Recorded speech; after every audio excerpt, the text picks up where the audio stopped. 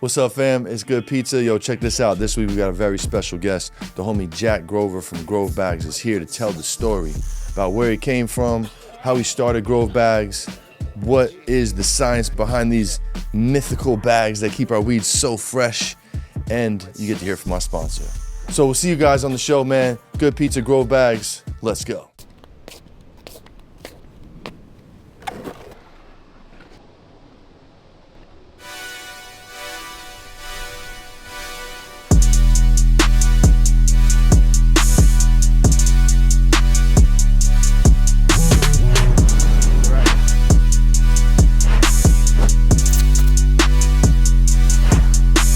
How the fuck you doing? Remember that name, Good Pizza, with 3 Z's, baby, 3 Z's.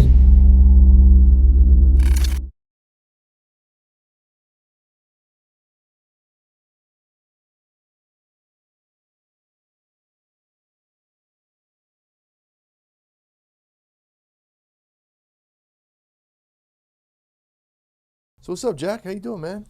Good, man. How's life? Good, bro. Thanks for coming through, brother. Absolutely. Thank you for having me. Yeah, I've been man. a fan of the show for a long time, so Thank it's you. pretty cool. Thank you. I'm a fan of your bags.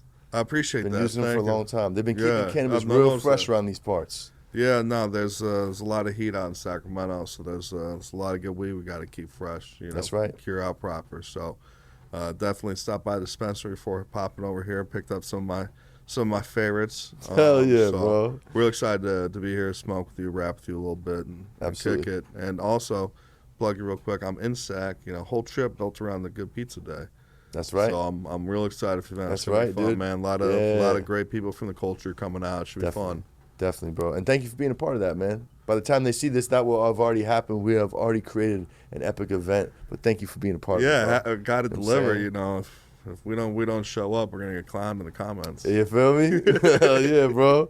So before we dive into the cannabis, these amazing bags you've created for the community, let's take it to the story behind the story, Jack. What was young Jack's childhood like, brother? Ooh. Talk to me. Young childhood. You know, growing up in Cleveland, which, you know, I think a lot of us Midwesterners in this, you know, I think we have an interesting relationship with the plant. You know, it's we don't have the sense of community that you necessarily have out here in California. We certainly didn't have that back in the day. And I gotta say, it was interesting getting exposed to cannabis. My exposure was really medical because my older brother Charlie moved out to California for school and whatnot back in like 04. And, you know, comes home and must have come home around like 05, 06. And he was and my brother, for the backstory, has got real severe cerebral palsy. Oh, wow. Yeah, so he has real painful muscle spasms, real painful tension. His body's, you know, always fighting him, man.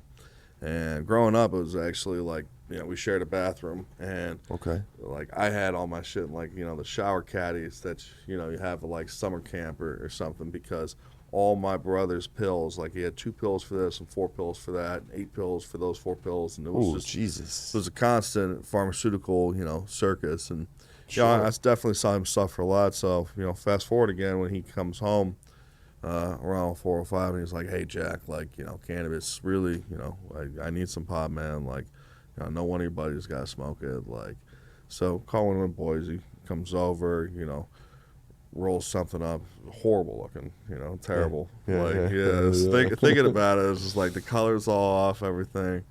But anyway, he grinds that up and, you know, pulls out all the seeds, stems, and whatnot, and lights it up, gets it going, gets my brother a hit, and it was one of the craziest things I've ever seen. And a lot of people in the space that had devoted themselves to the medical aspect, especially of what we do, have all have really beautiful stories about, you know, the way they've seen the plant impact someone or impact somebody's quality of life. But he took the puff, and, you know, the chest opened up and his shoulders rolled back. You know, it's kind of able to lean back in his chair, and, you know, kind of the vascularity and the tension in his face, his forehead just kind of receded. And kind of had that deep rest. So, you know, I had a very strong impression of the plant off the bat after that. And, how old were you at this time? Going out to California, I was, I guess, 14. 14, okay. Yeah, and, you know. How old was bro? Huh? How old was bro? Bro, would have been 25. Okay. Yeah. Oh wow. No, So he's no, a no, no. I'm sorry. He would have been 24. Okay. Yeah. Okay. That's big bro. Yeah, big Gotcha. bro for sure. I got, Charlie and Rob, 13. Rob's 13 years older. Charlie's 10 years older. Okay. Yeah, Cool, my man. parents kind of took a gap there, and then Yeah. You young boy? yeah, and then Yeah. my parents kind of took a gap there, and then things were better financially. My mom was like, I really want a girl, so then they had twins, and yeah, You have a Yeah. twin sister? yeah, Holy shit. yeah. So, Wow. Yeah, I get teased a lot at home, kind of being like the extra, or the accidental, but Oh. my mom's always been cool about it. She calls me the bonus boy. Yeah. That's cool. Yeah, That's but cool. no, it's but back to Yeah, Charlie. Yeah, I mean he, started growing for him and stuff in Cleveland, learning about that, and I think one thing that doesn't get enough love, or people don't really, when they understand the history of the culture and the movement in the U.S., the importance of, the dead community and kind of that community overall. Because I would, go and get seeds. We have this place called the Ledges out by me in Cleveland, which, if you're from the Midwest, you probably know the spot. But that's where I go and get seeds. Kind of learn how to grow, and it's always tough. Never, took a long time to really start growing proper stuff, getting around other people who grow. I think that's the biggest thing, especially at that time. In a place like the Midwest, you really got to be around people who are doing it right. Yeah, for sure. And it was so illegal at the time. It's so risky. Like, couldn't grow at my parents' house because what if they lose the house, right? So Yeah. Had this little shed off property, but always was really amazed when I would come to California. My brother would come, go to the dispensary and come with this or that, Then we talk about the way the different effects would make him feel and stuff, and information started becoming more publicly available. So I just got into it, and got fascinated with it. And I always noticed this problem around like drying and curing, because couldn't always get back to that shed that I was telling you about right away, and stuff with mold, wouldn't burp it properly, had a lot of problems with moisture content, kind of stabilizing the plant, really, chasing that like nose that I would sometimes find like out, in California visiting, him out in Westwood and shit, and finding like that nose not something to overwhelm by hate. And it took me a while to like really understand that, and then fast forward 2015, and industry is taking off in Colorado and Washington State, and everybody's excited and talking about, is this going to be a thing? Is this going to go nationally? And the perspective I had was like, absolutely, cats out the bag. It's going to be a thing. And went out to Colorado and noticed the same thing, like big fancy dispensary chain charging a ton of money for weed, and it's totally, just overwhelmed. I mean, it looked great. It was a beautiful flower. You could tell that there was something improper with the moisture balance, or the way that it had its chain of custody. So, kind of circling back to the family, my dad has worked in packaging for a long time. Worked with a lot of agricultural companies in packaging. And one of those companies he works with was Colombian Floral Group, which takes and distributes fresh cut flowers to the U.S. and understanding their supply chain and kind of the way they monitor water activity level, moisture content throughout that supply chain all the way until products delivered to customers was very interesting. So I thought cannabis could benefit a lot from that, really understanding the true physiology of the plant, because it really hadn't been studied. There hadn't been hard food science, self-stability, agricultural studies on the viability of cannabis, what's going on. Back when we started the business and we looked at somebody and we're trying to tell them the difference between curing and drying flower, their eyes would glaze over before I could even finish that sentence. Right. So nobody really cared about it or paid attention to that.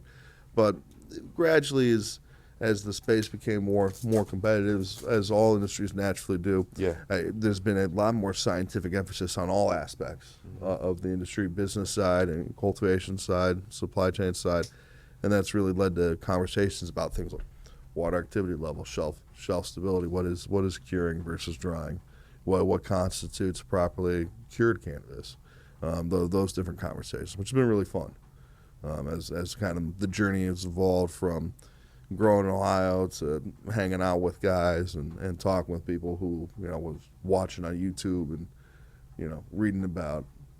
So it's been pretty remarkable. Gives you some really cool access. It to a lot of definitely dope has. brands. Yeah, it definitely has. Just You like know, the podcast for me, the bags for you. Like this is like goes with it. You know, it's all it part of the ecosystem. You know. it opens a lot of doors. You get to go to a lot of places like you wouldn't Yeah. think necessarily. Like, oh yeah, the bad guys are seeing stuff, but what we do is more than just bags. It's a SOP and a process and a methodology around the life cycle of the plant. And I think that's why you see some heavy hitters really endorse that and use that.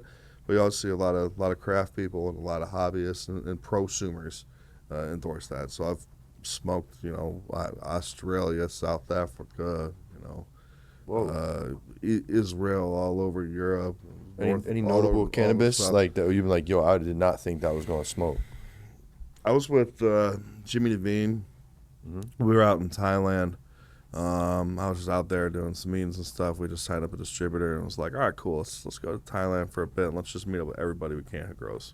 Yeah. And obviously you got your all over the world. You got your expat grows. You got like your Thai guys who spend time in California. Who are Thai Californian dudes and kind of straddle between those two worlds. And there's a lot of examples. Australian Californian dudes. A lot of examples of that all around the world. But you also, like, I went into rooms with Thai dudes who were Thai growers, and I could have blindfolded you and taken you in there, and I would tell you, like, if I, knocked you out and threw you on a plane and took your ass over there and dropped you in that room, you would have thought you were down the street here in Sacramento. Wow. At a hitter's facility. Damn. I mean, it was beautiful. I had no feedback. I had no negative instruction. Like I had no suggestions or augmentations. It was dialed the fuck in. Nice. It was bro. beautiful. I mean, everything from soil remediation for contaminants coming in to the way they were packaging flour and product going out. Wow. So that's been definitely one of the coolest things about what we do in the space is being able to see the global scene grow up and the different cultures and the different scenes, the different genetics and whatnot, but also the different attitudes and different approach to cannabis in each of these areas, right? Yeah. There's there's a Green Dog or a Dave from Preferred or some of these hitters here, Gino from Gotti. They're guys that are like that in Thailand, I like that in South Africa, I like that some of these other markets. We don't know them yet, and they're still coming up, but they're on the way, and they're there, and they're active, and they're very passionate. That's fucking cool, man. Yeah. That's cool. So, what I guess let's take it back a little bit. We jumped around a little bit. Let's go to like, high school. When was like, when did you get introduced to the plant? Like, when did you start smoking weed? Like, how was that intro for you? Man, I didn't really start smoking until probably like smoking. Like there's smoking, and then there's there's having a relationship with the plant. Yeah. So probably like summer when I was 16. 16? Yeah. Nice, man. You remember the first time? I do. You got a story for us? I remember the first time I got real high. Yeah. Because there's usually two. There's the first time and the first time you get high, right? Yeah. I mean, the first time was at a party, obviously, and my guy JJ comes over. He's like, "Hey, hit this," and I just remember I didn't feel anything other than how nasty it tasted, and like especially for a guy in like your position now, like you might hardly remember what nasty ass like Mexi brick tastes like. Yeah, bro. It tastes like burnt hamburgers. I think because that was the seeds. Oh, it's terrible, man. And in Cleveland, like we'd smoke whatever we could get. Of course, man. Yeah, I remember. But fast forward, there are times with JJ, he'd be scraping the res out of the. Oh yeah. We don't talk about that. Res though. bowls, bro. Yeah, we do. Come on, man. You gotta start somewhere. All right, true. Nothing's off limits today. But anyway, I think the first time really hit me. Kind of end of that summer. I was like, I think we were probably out fishing, something like that, and just passes it to me, and we just kept going back and it was. We just kept going back and forth, kind of burnt this thing down to our fingers. Mm-hmm. And I just remember you ever been like so high, it takes you a second to realize like that roach is burning your fingers. Yeah. You kind of like, and it's just, it was a beautiful moment. I remember the sunlight hitting us differently. Fucking and fishing with the homie. Yeah, it was just a good time. It was good pizza. It's good pizza, it was good fucking pizza right there, bro. And I don't know, like for me, that's also like part of the subjective, like qualitative experience about cannabis, right? Cannabis is also like who you're having it with, who you're enjoying it with, where you're at, where they're at, where you're at together. That's an important thing. 'Cause, that's probably some of the worst product you could smoke. I mean, But I look back on that so fondly, man. But it was that it was high, everything that at the same time. It was terrible and it was great. Yeah. At the same time. Yeah, no doubt. Yeah, No I doubt. like the cigar business a lot. I like a good cigar. I appreciate the Yeah. kind of the craft behind, like, cured tobacco and the rolling it and everything. I think there's a lot of parallels from our passion and theirs. And one time I was with my dad. My dad's a big cigar guy. Okay. It's Nice. I'm always Pops Blaze too. Or grabbing no? something from Pops Blazes. We'll get all into that. For sure. For sure. I got some great stories there. Hell yeah. But yeah, I was talking with this dude, Padron, old man Padron, I believe since passed away. And this dude's a legend in the cigar industry. And I'm asking him, like, what makes a cigar good? Yeah. And he tells me in Spanish, he's like, well, the cigar's either good or it's not. It's not what makes it good. It's, there's no rating of good or great. There's no point scale. It's either It is or it isn't. It's either I enjoy smoking it or I don't. Yeah. Yeah. And his whole thing kind of was like, I make cigars for myself, and then what I can't smoke myself, I'll sell you. Okay. Yeah, and That's cool. I was like, I always like that vibe. And there's definitely some people in the scene who kind of have that vibe and bring that passion to it, to what they do. And I think it's pretty evident in their products. I think some of them are in front of you on the table, but Oh yeah. yeah, For sure. I always like that. It's either good or it's not. Yeah. Yeah, Yeah, that's a fact, bro. yeah. So, when does the Grove Bag idea? When is that born? When does that come about? Am I jumping too far ahead? No. You can jump all over with me. Yeah, for sure. I got one of those crazy like ADD minds. Okay, cool. You can I'll fast keep forward, you on it. Pause. Keep you on it. Rewind. Whatever. Did you used to sell weed or grow weed, or what was your? I grew for outside my of- brother. I mean, you I grew was for your brother. Yeah, I was Cool. You're a compassion grower. four light rock star. I mean, anybody four banger? Yeah, I mean, Yeah. running HPS, everything back in the day. Hell yeah. OG advanced nutrients that I was killing plants with, because it took me a while to follow the instructions Just burning properly. shit. Just everything, burning shit. Yeah, bro. Yeah, I could show you some photos of some ugly plants. Yeah, no doubt. But yeah, no, I really. Little four banger for Big Bro. I love that, bro. I appreciated it. I mean, it cool, was man. it's very difficult growing, and it was very stressful, especially in that environment. Yeah, dog. I still like growing. I mean, we have a hobby grow as a company that we do test stuff with, and I think we cool. have some good stuff out of there. We wash some of it sometimes, Nice. and it's it's fun stuff. Did Nice, an dude. Afghan peach a couple summers ago. Like we have fun with it, but no, I mean, I wouldn't sit down there and be like, yo, I'm a world class cannabis cultivator. I'm certainly not a breeder. No I doubt. definitely appreciate the hell out of it, and I think I have a great palate. But for me, I always loved the space. I enjoyed the space. I had a lot of reverence for the plant, and thought a lot was going to change. And I thought, broadly, plant-based medicine was going to usher in a lot of great things for my brother, for the world. So I was always all about it. But really, the moment for Terp Lock was I was out, Colorado, picked up some hazelnut cream. This is about this time, it was about this time 8 years ago. And it was in one of those pop tops. I'm talking about the film pop tops. Yep. Well, we've done studies, and I've kind of tried to geek out and understand the nature of that. Those pop tops lose about 1% moisture content every hour and a half in the mountains of Colorado in the winter. So that flower that I bought, the hazelnut cream, which really had a delicious nose, and it's really subtle, beautiful terp. I think Verde Natural out in Denver, like, they do a really nice one. But anyway, it totally dried out. It was not the flower that I had bought. Wow. Because it had degraded so much. And that was just overnight. So I realized cannabis is here. Cannabis is here to stay. It's a business now. It's booming. People are here for it. There's lines out the door at the dispensary for it. There's tax dollars. You can say what you want about our system or our economy, but capitalism is a force of nature. And as a force of nature, you can just try to harness it and bridle it. You can't stand in its way, because you'll get crushed. So I knew right then. I believed all this was going to happen. There was nothing that could convince me any different. And I also was convinced cannabis had a few major problems. I looked into it more and more, and there were people that agree with me. There is some sort of moisture content issue with cannabis here, and the people are trying all sorts of things. They're repurposing and reusing stuff from all sorts of different industries. And we saw an opportunity. We were like, hey, let's take a very different approach. Let's try to really understand the physiology of cannabis and the shelf life and what shelf life even means in terms of cannabis the way a food scientist would.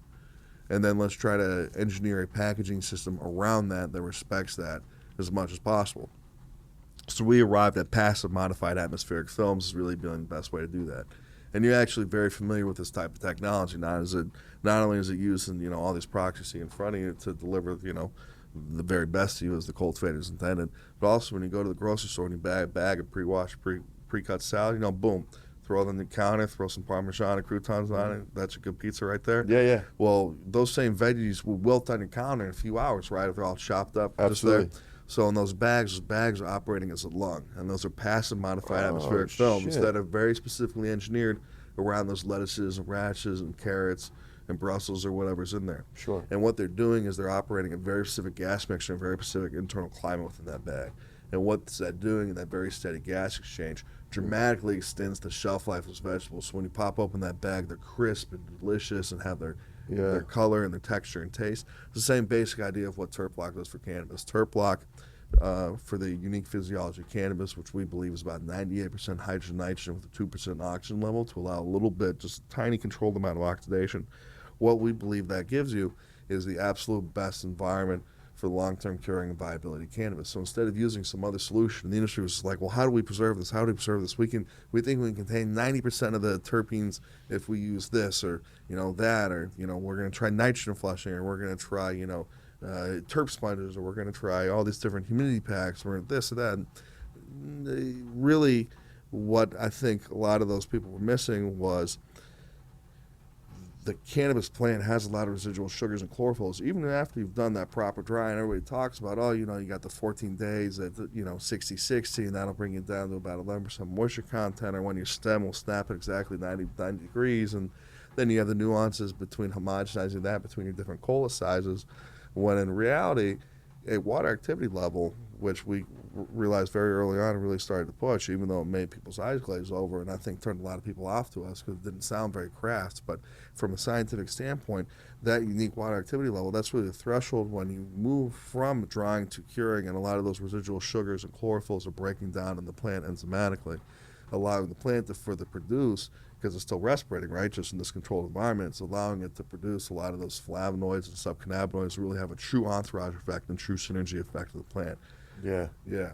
So, so that's, nerding out on stuff. No, I love now. this, dude. This Yeah. I want to know this. This is years of, our life work. I'm trying to understand this and having, very, very small impact. I think for us, we always thought big, and we were like, all right, there's a gold rush going on. If we can add a little bit way and improve a little bit, everybody's enjoying this product, and have a product that people who, create this product love, and a product that people who consume this flower appreciate, then we'll really be winning.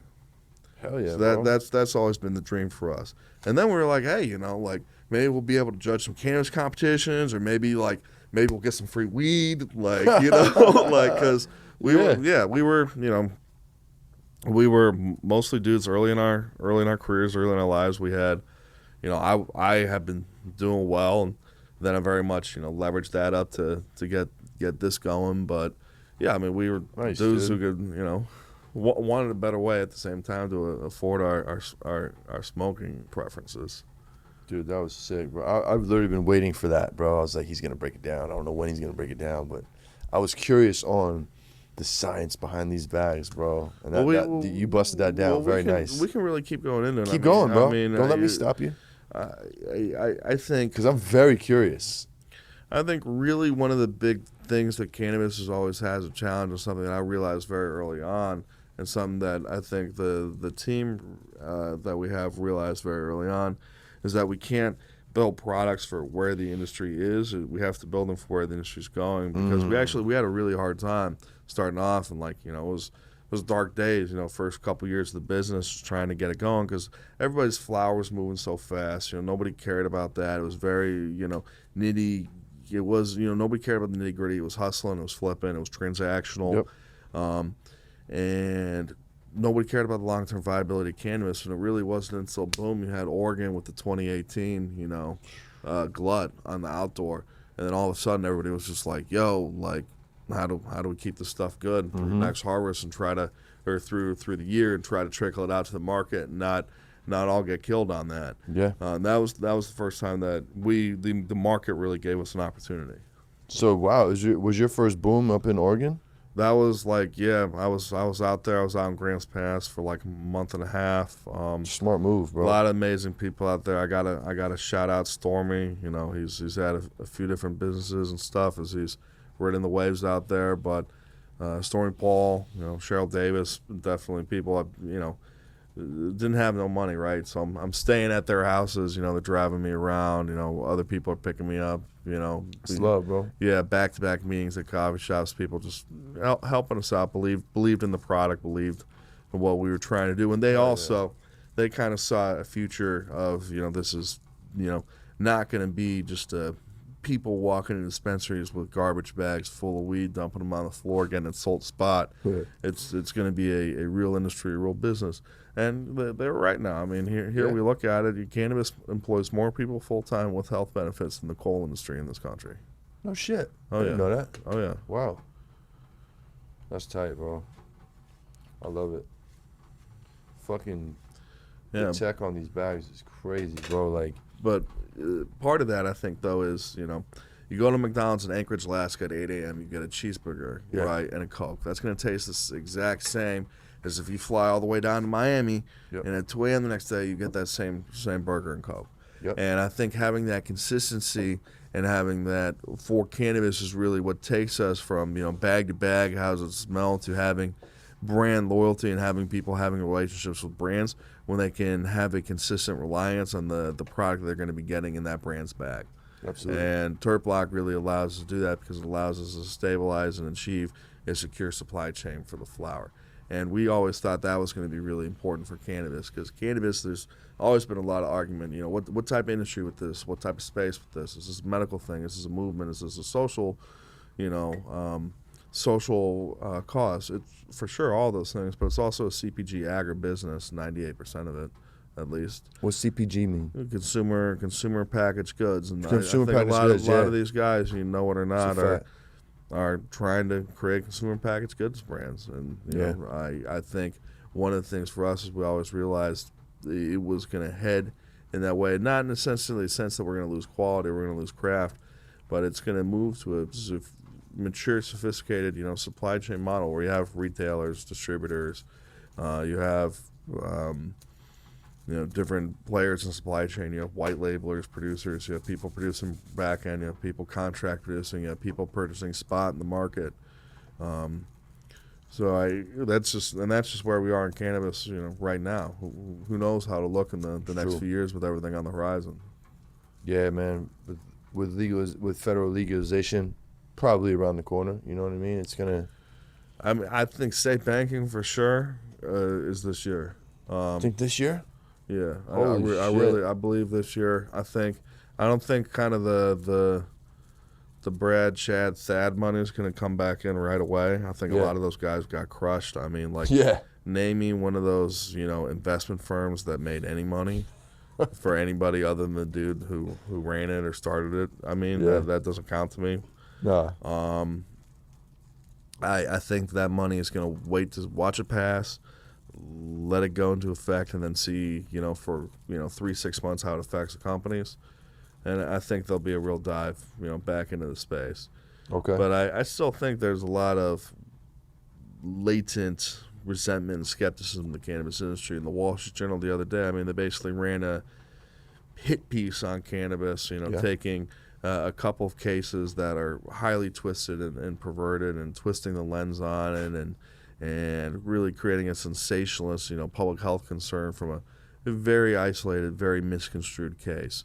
Oh boy. So I still think we have some ways to go before we reach a normalized environment. People don't realize the importance of this country in economic terms, in terms of the global economy, in terms of a lot of these agreements that are written. If the United States leads and takes the charge in terms of serious regulatory change and legal change in plant-based medicine spearheaded by cannabis, a lot of the nations of the world will follow suit, and a lot of nations of the world have actually even surpassed the U.S. I mean, about 27% of the world's countries have some sort of cannabis program now, Yeah. and that's only continuing to accelerate. Absolutely. Absolutely. I'm curious on what did you do prior to this? Kind of did a couple of things, Fan was in packaging, and my dad was in packaging before Got you. he went and, worked for some of his friends and did some consulting and stuff. And then for me, I started my career off in banking very quickly. Did not like that. Yeah. Did not like the culture. It's a tough one. It's brutal. I think you have certain vision of things. It's just it was square peg round hole. Yeah, dude, you drink the Kool-Aid, woo, we're gonna get rich, and they get a retirement, and then it's like, nah, this ain't it. Yeah, like I like the numbers, and I like the analytics side of it. I like to think we still have the American dream here, and I like the idea of somebody being jazzed up and young, and going to the big city and thinking they're gonna do something for themselves and make a fortune or something like that. Be excited about their future. But I got drained on that real quick. Jumped over to entrepreneurship. Worked at a couple startups. One of them, did particularly poorly, which was actually a great experience because Really? I learned a lot of what not to do. Yeah. Yeah, and then made my way to a food delivery app. Spent some time there. That was a good place, and left with the money 8 years ago to start this. But that was early. I was still pretty young guy. I was 25, 26. Wait, did you say you made a food delivery app? No, I worked for the food delivery. Okay, app. gotcha. Yeah, I was early on there. I wish I was the genius, who came up with that one. Yeah, but no, I went and worked there for a while. The company did well. I did well there. Didn't spend like crazy or nothing. Even though I was making good money for a young guy. Then saw everything going on in cannabis and was just like, if I'm ever gonna, work in cannabis, if I'm ever gonna, be in a different track in my life, like I've got to do this and I've got to dive like fully into it. Oh yeah. And I dove, fully into it from every aspect of the culture, the space, the people I surrounded myself with, everything. And I think that was critical. I've been drinking the Kool-Aid, in this space for a long time. Yeah, this is a good Kool-Aid to drink, my friend. Yeah, you know what I'm saying? It's true. It's definitely like 10 milligrams Kool-Aid. You know what I mean? I need a little more than that. Nah, I'm fucking with you. That's cool, man. I fuck with that, bro. Yeah, I mean, what year did this start? So I get my timelines right. I think we officially incorporated as a business. Like, all right, we have a product to sell in 16. 16? Okay, cool. Yeah, cool. Yeah, so my dudes have been rocking with the brand, like a Jordan from Blueprint. The Connected Crew. They were all rocking Grove bags back in them early days, right? Oh yeah, the black bag days. The black bag days, yeah. Bro, that time out. That is a big part of cannabis history, bro. Because when Doja, that's a big part of all of our lives. The team. Bro. When Doja was rocking those black bags, bro, that was kind of around the time I moved here, and you would just see them on Instagram, like the black bag with the little white sticker in the corner. With that font, you knew where those bags came from, and you knew those are them bags. Oh yeah. I didn't know they were fucking. I didn't know the black bags were Grove bags until years later. They were our bags. We had them for a friend of ours whose name I won't mention, but no doubt. No, I mean that was the first time we got associated with fireweed, and it's tough, coming to the industry being like, all right, I don't know anything about this fucking dude. This dude's not from California. Like this dude's not from Maine. Like. I don't know this dude. I don't know this dude's crew. I don't know anything about him. He's coming in saying I should totally change up my tack on this. He's saying not to burp cannabis. He's telling me to get a moisture meter. He's telling me all this shit about water activity level and enzymatic chlorophyll breaking down in the plant, and I want no part of that. So it's really to be honest, especially there's folks in California that really put us on because they were like. This is how we do things. Like I've tried everything. This is the best way to cure and store flour. Especially those dudes that are like, hey, I don't care where this pack's going. Like when it gets there, I want it to be what I want it to be. Yeah, bro. Come on, man. Especially in those days, man. The ways people were getting product out and around. You had a huge amount of degradation. I mean, you had. I've been on. A lot of people I know have been on trips and like, hey, that box I put in the RV, a week and a half ago, it ain't the same box I'm pulling out of it. No, sir. You've been through 10 different climates in the last week and a half, you know what I'm saying? Exactly, yeah. In a vac seal, you know? Exactly, yeah. And then vac seal is actually, vac seal, the material itself is... Let's talk about that. What are your thoughts on vac seals? Let's talk about turkey bags as well. So vac seals and turkey bags are both 100% nylon-based materials. Okay. And I think when you're really... trying to get deep into the weed on weed, like you have to understand the material science of any container that's keeping care of it, or it's going into along its life cycle journey, because cannabis is such a volatile, fragile product, right? Yeah. So nylon, for instance, got a very high static charge. Yes, it And does. right off the bat, that's the number one reason I don't like nylon. There's a few others, but the nylon, that static charge, particularly with all the products we're seeing today, there's no additives or anything to counteract the static charge. About 90% of our terpenes are actually on the trichomes of the flower. And trichomes are most susceptible to two things: one, ultraviolet light, and two, static charges, because those pull the trichomes out bad. And a lot of us have seen kind of yellowed, brittle turkey bags or vax bags. And what's actually happened there is the flower's been in there long enough, or that static charge is high enough on that film, it's actually pulling those trichomes and that resin into the wall, into the porous nature of that material. Yeah. So nylon actually in any form is really not ideal for cannabis at all, just because of that. Okay. And then there's the ultraviolet light blocking capabilities and all sorts of different things. I mean, really, if I'm looking at, and I tell our people who work with this, so I'm looking at anything for my cannabis product, doesn't matter if it's flower, gummies, vape, topical, whatever. You know, what's the durability of this container? What's the odor control? What's the or the technical term? What's the barrier property? Mm-hmm. How well is this container accounting for oxygen levels and oxidation?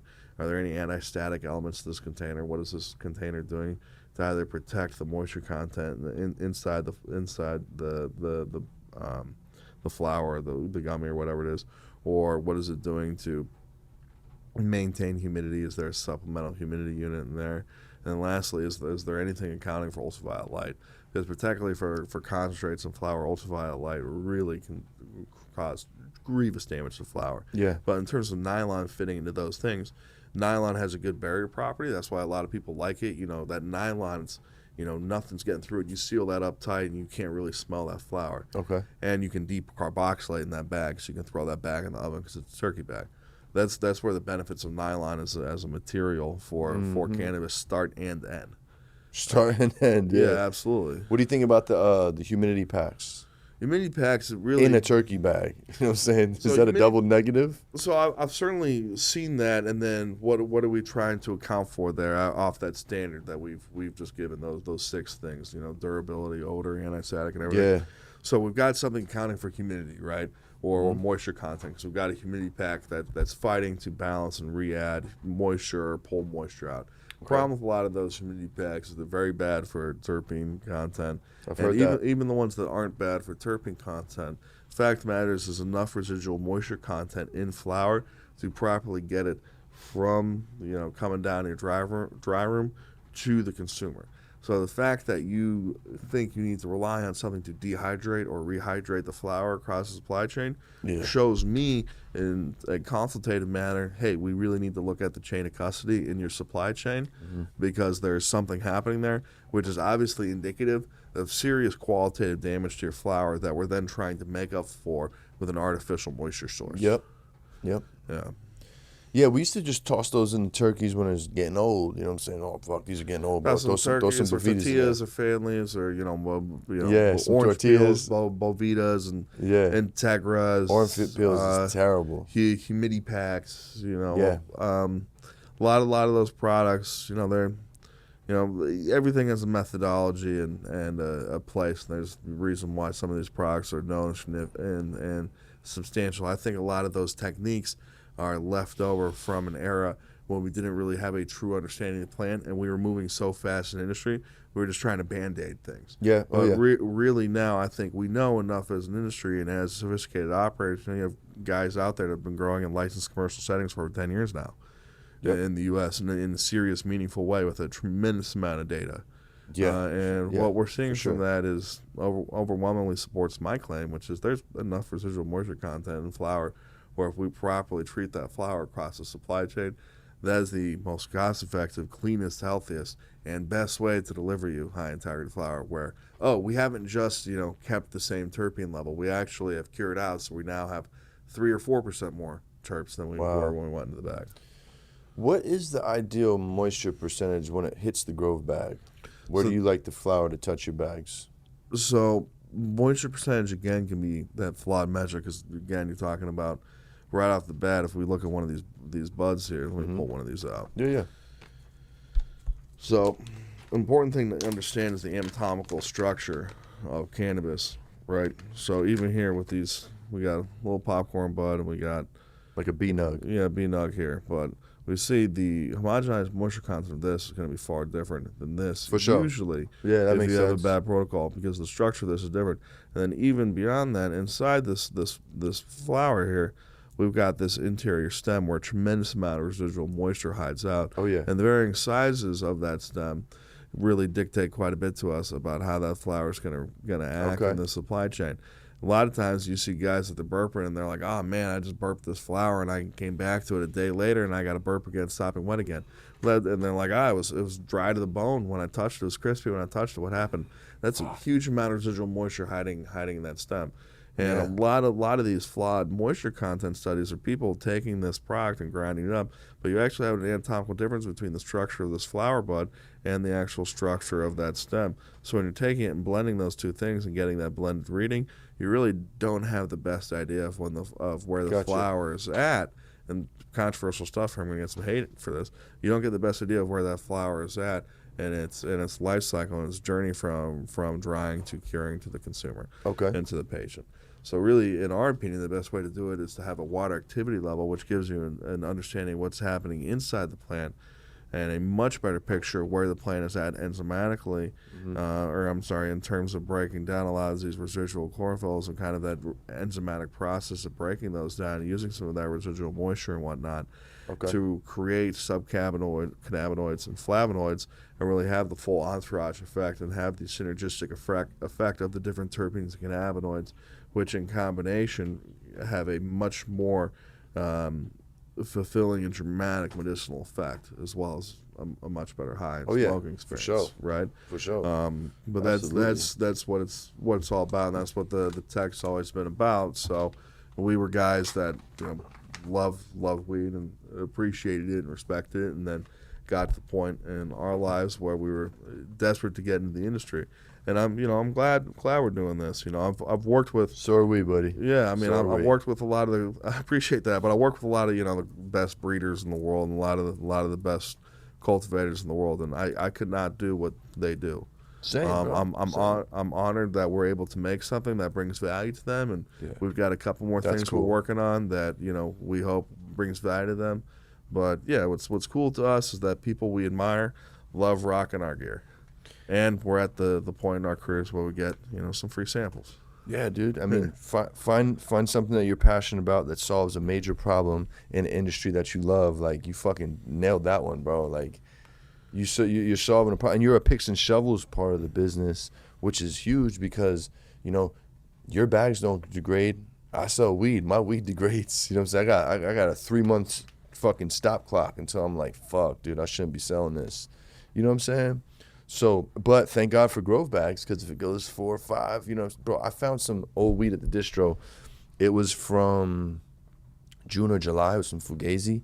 And Fugazi doesn't really age well. Like, there's weed that ages better. It's right? a volatile kind of terpene profile. It is. It's delicate. It is. Yeah. And me and Casey over at Cadre, we were talking. He's like, yo, it seems like the greasy weed. It's a very greasy flower when it cures out. He said those seem to turn quicker. Man, I smoked that fucking... I rolled the whole eighth up, busted out of a Grove bag, and it fucking still smoked, bro. Now, it lost a little flavor, but I didn't put it out. Didn't have to put it out. You know what I'm saying? It was still enjoyable. Absolutely. I mean, I think flower especially, even if it goes to a heat-sealed vessel, once you're approaching, once you're going over 6 months, especially in an environment that is not very, very tightly controlled from its environmental microclimate, you're stressing the flower continuously, because what's happening what's happening to the flower in this bag, say I take this Fugazi and I throw this in the back of my car.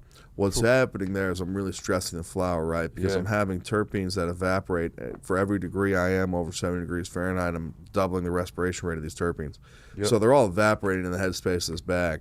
And then I take this bag in a controlled environment, I bring it in at night, or it gets cold outside at night and it drops to 50 degrees.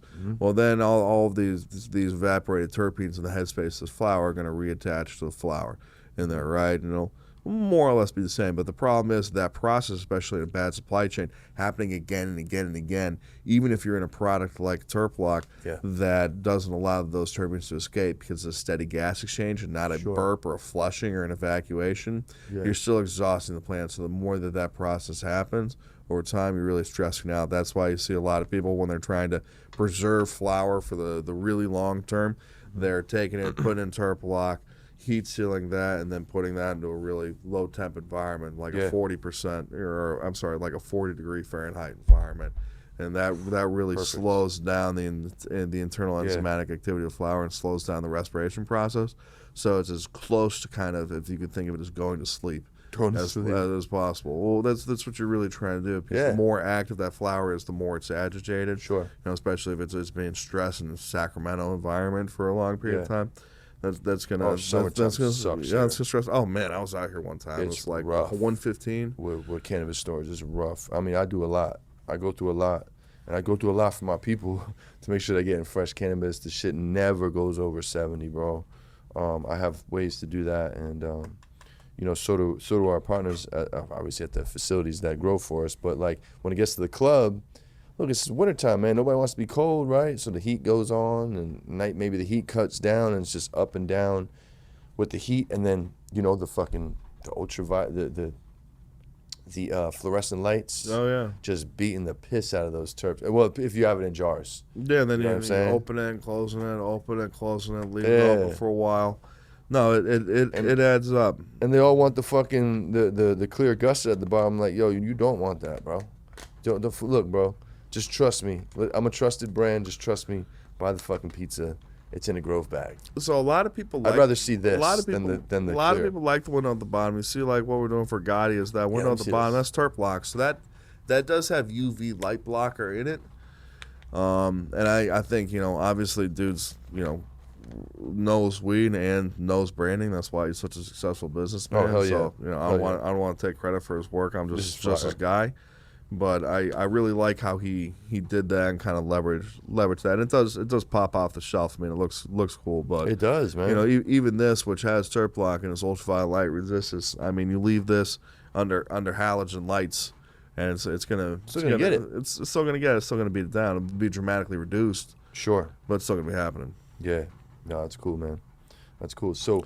Do you guys have any turkey bag solutions? You guys got any? Is there a Grove turkey bag? Like what's up, man? I feel like you guys have to have one of those. Yeah, so we've got our turkey bags, which is kind of bags. Our answer to turkey bags, kind of our way to brand them. They're made out of Terp Lock, not nylon or anything. Yeah. So we make them here in the U.S., but it has the benefits of Terp Lock. It's a little thinner. We kind of down gauge the material. Okay. And we don't tool it at all, so it's not a pouch. It doesn't have any printing on it. It doesn't have any zippers or anything. But that was kind of our thing where we were like, all right, cool.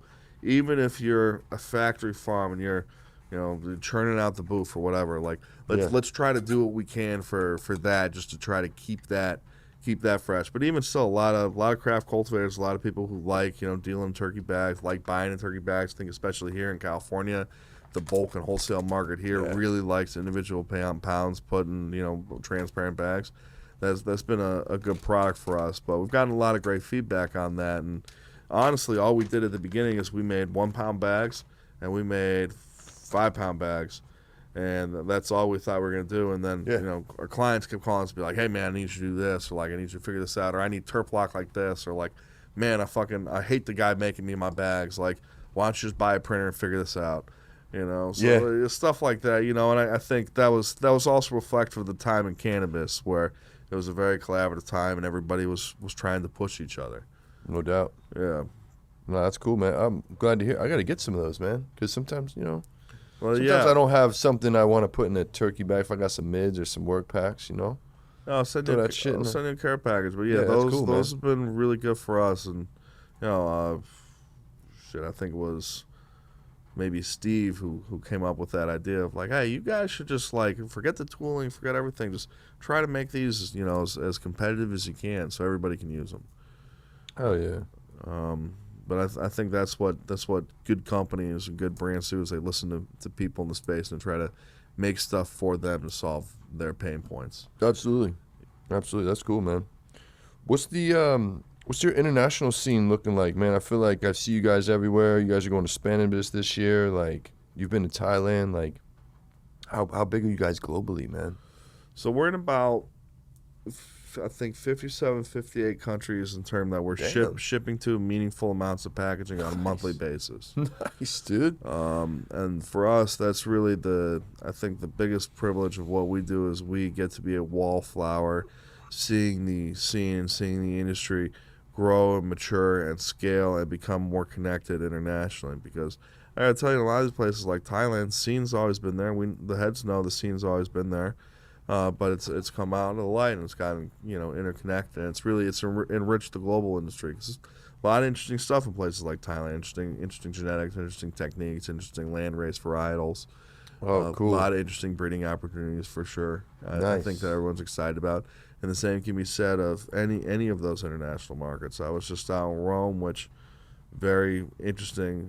Tell me about legislative Italy, bro. environment. Let's say a lot of good outdoor weed. I mean, stuff that I really enjoyed. A lot of dry shift halves. It's all that CBD. But very very good climate around Rome for cannabis. But they're not growing THC, right?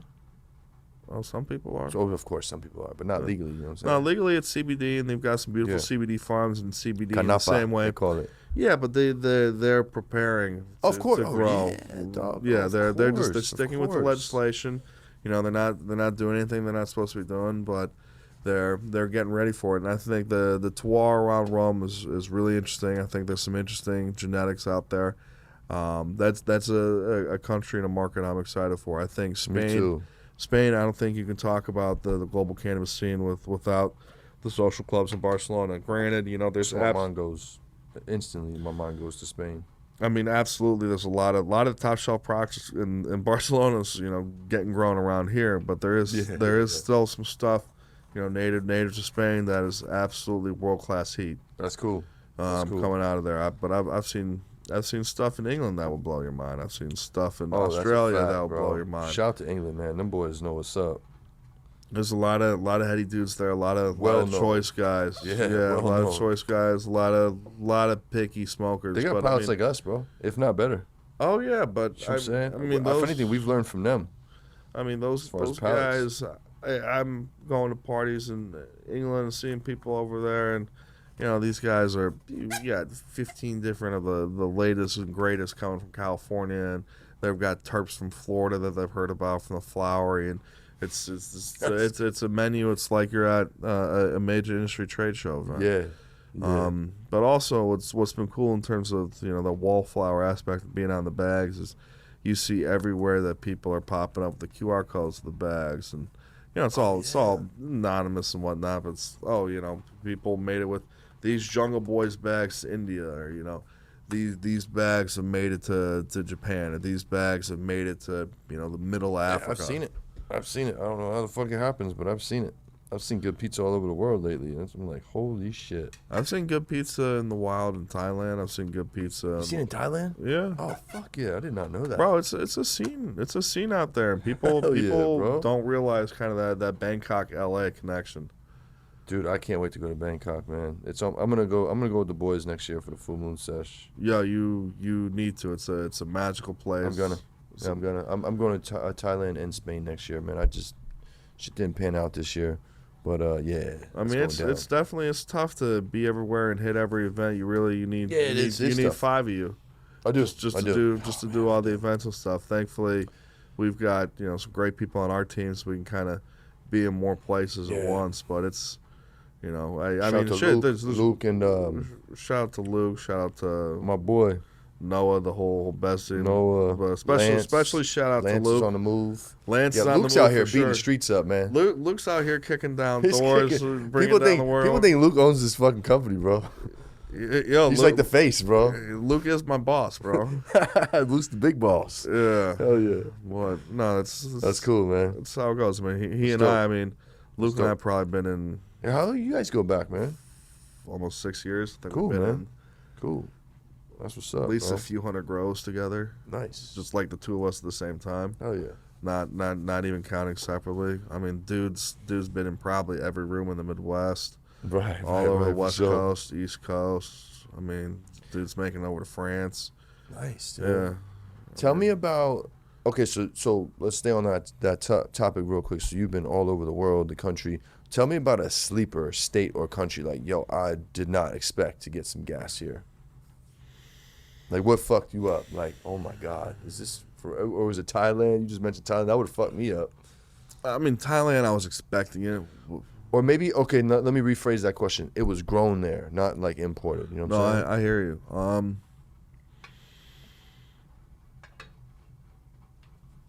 I'm trying to think of like something I didn't want to hand back.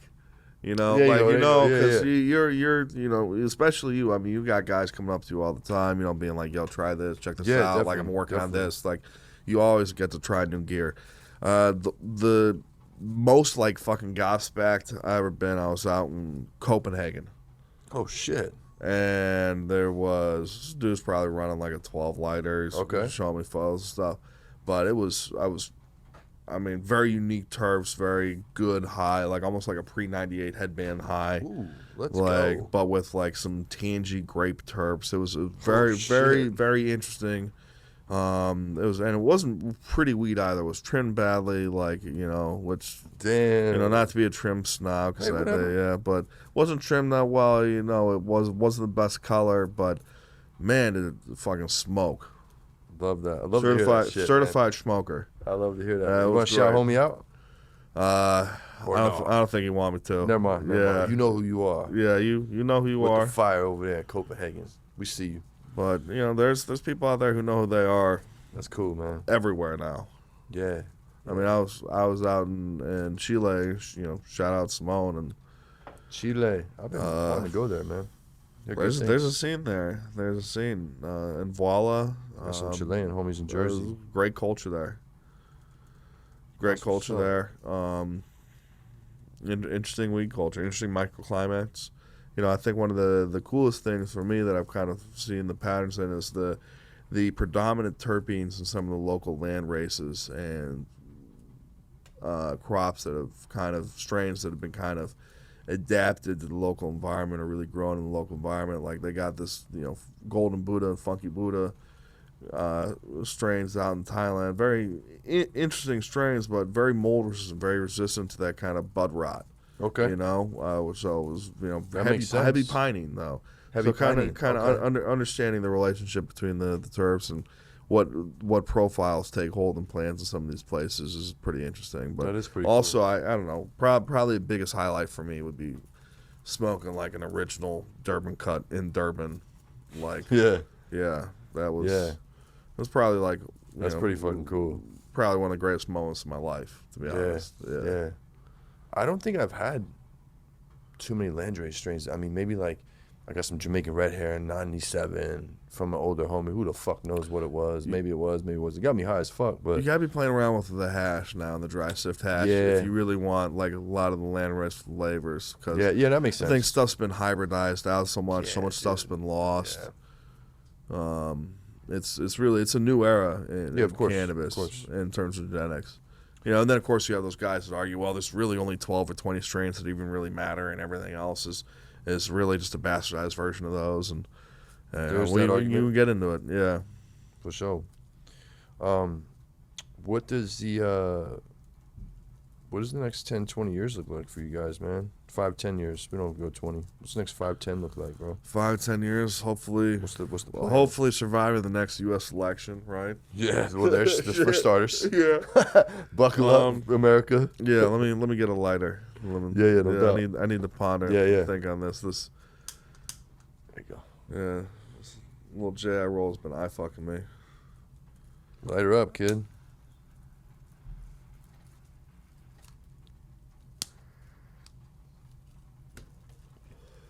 I think really the next 5 to 10 years, I think we're going to see, and you heard me use some of those kind of buzzwords. I think we're going to see, and you've listened to me kind of rant a little bit about the advent of the plant-based medicine industry and culture in our world. I think I hope I'm optimistic about this way personally because I believe it's the best thing. I think human consciousness and the human experience and the interwoven experience of all of our lives as people in this country and people as a global community really needs a legislative windfall in terms of accessibility, attitudes, and research and investment in this new wave of plant-based medicine. And I'll say, of course, cannabis as the vanguard of that. I think a lot of other things that go into that. I think what's going on with psychedelic therapies right now is fantastic. Absolutely. I think, although there's certainly some abuse problems, I could get on a soapbox and talk about the need for national registry or something.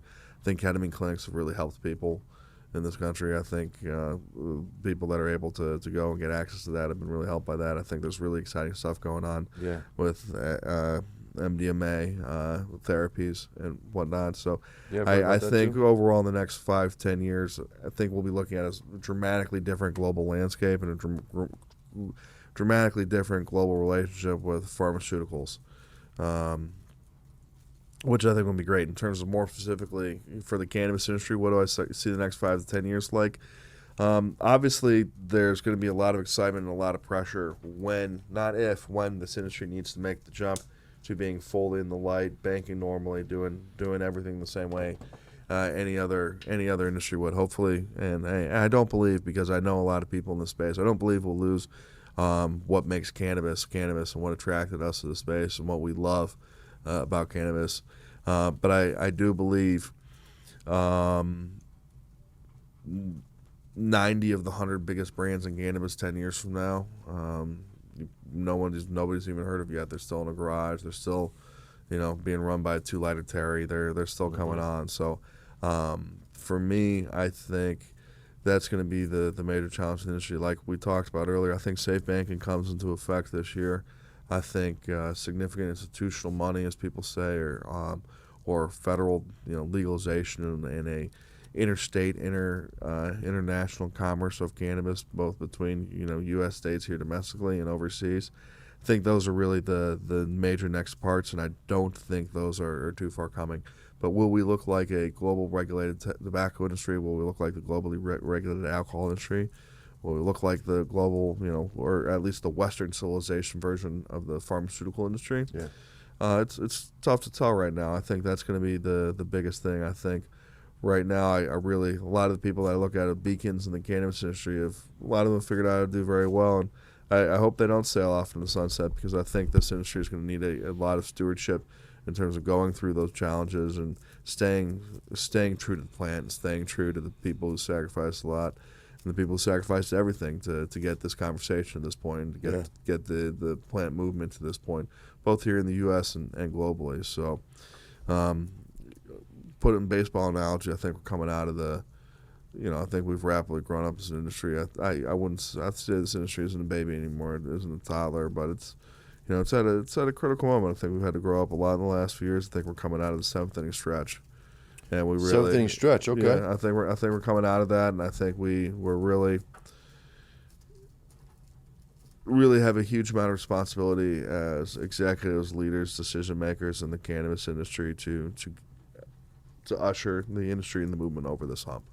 Yeah, I like that answer, and I like your optimism for where it's going. That's cool. I mean, how could you not be optimistic? Of course, Look at all the people in this space that have literally ran through brick walls. Yeah. Well, I don't always get that answer. I don't always get that answer. You know what I mean? Sometimes people, the future's bright, the future's dark. You know what I'm saying? Some people don't know. Some people, you know what I mean? I feel like that's a good outlook on where it's going, man. And I hope it does roll out that way. You know what I'm saying? And we are gonna need all the OGs to stay in it and keep the culture moving forward the right way, you know what I'm saying? And we're here for it, being stewards of culture, being stewards of good governance, being, stewards of flavors. You goddamn right. One thing's for sure, two things for certain. We're gonna keep them flavors, and he's gonna keep the flavors fresh. You know what I'm saying? 100%. Let me ask you this, my friend. What do you know that the industry should know, or what you calling bullshit on out there in the cannabis world? Man, I think a lot of people are finally starting to talk about curing. Okay. And I think that's great.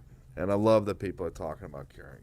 And I'm certainly not, Elon fucking Musk, But I do like what he says about Tesla, where he's like, hey, we wanted to fast forward the conversation about electric vehicles, and if we built a great company, great, but like we were trying to force everybody to have that conversation. Yeah. So I think we're at the point where, you know, we've built an okay company. You know, hopefully it'll be a great company. I certainly admire and I'm proud of the people I work with, but Yep. you know, obviously, you know, not fucking Tesla. I'm not Elon Musk, and Yeah. yeah. I guess maybe Luke's Elon Musk, but I think really what I'm trying to say with that is I think we've gotten people to have the conversations about, all right, you know, supply chain viability, water activity level, curing versus drying. I think the last part of that is I think terps were like the hype word where everybody was like, oh, it's all about the terps. And now people are like, oh, it's all about curing. We cure our flour and everything. Curing to us is a very specific controlled process of stabilizing the residual sugars and chlorophylls and water activity level in a plant. Post-dry?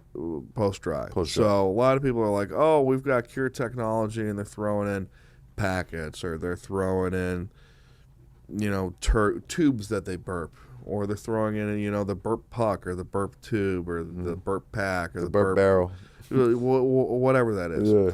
All right, it's not curing, it's burping, because what's going on there is you're having a complete evacuation of everything in the evaporated headspace of that container, including terpenes, including you know gas that has, you know, water content in it, but you're substantially degrading the flour, the quality of that product, and the terpene content and medicinal viability of that product every time you're doing that. So if we can really switch the conversation from, you know, calling everything curing, which are very few things are actually curing now, to really having a holistic understanding in the industry of what curing is, what a water activity level is, what constitutes curing. You know, if you make a better system to do it than our system, you know, God bless it. May the best man win. That's competition. But yeah, so far I see a lot of these things, and it's the burp tube or the burp puck, and it's total evacuation of the space. It's a complete burping. Yeah, and you're losing a lot of those evaporated terpenes. So until I see something that's better than a steady gas exchange to maximize flour integrity, I am not going to be enthused that anything is really an evolution in curing. It might be an evolution in our understanding of curing, but so far, and we've tested it widely, and you know, people have tested our product widely, and there's third-party tests and white papers and everything out there now. I mean, we've gotten to a degree of scientific understanding about water activity level in cannabis. You know, there are people studying it at university labs now. I mean, we've really come a long way in the last 8 years. Even still, with all of that and all of that investment in academic level research and really understanding the nature of this plant, the steady gas exchange is still the best way to facilitate a really great cure. Yeah. So I think really seeing the industry understand that, and I think the industry understanding what's going on in there. It's just like, okay, is it a moisture level thing? No, it's a moisture content thing. Why is it a moisture content thing?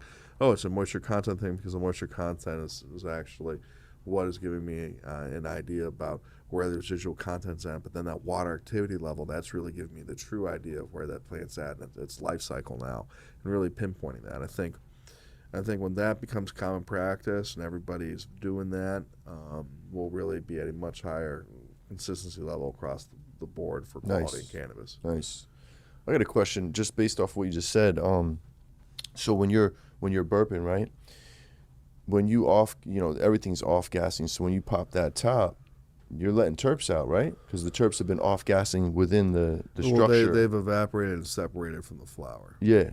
Yeah. So is that better to let those gases marinate in the package still? You want to give them an opportunity to stabilize in that environment and reattach. Gotcha. To the Gotcha. flour. Okay. Yeah. That's where the Grove Bag Tech and the controlled environment being under 70 degrees, ideally at 40.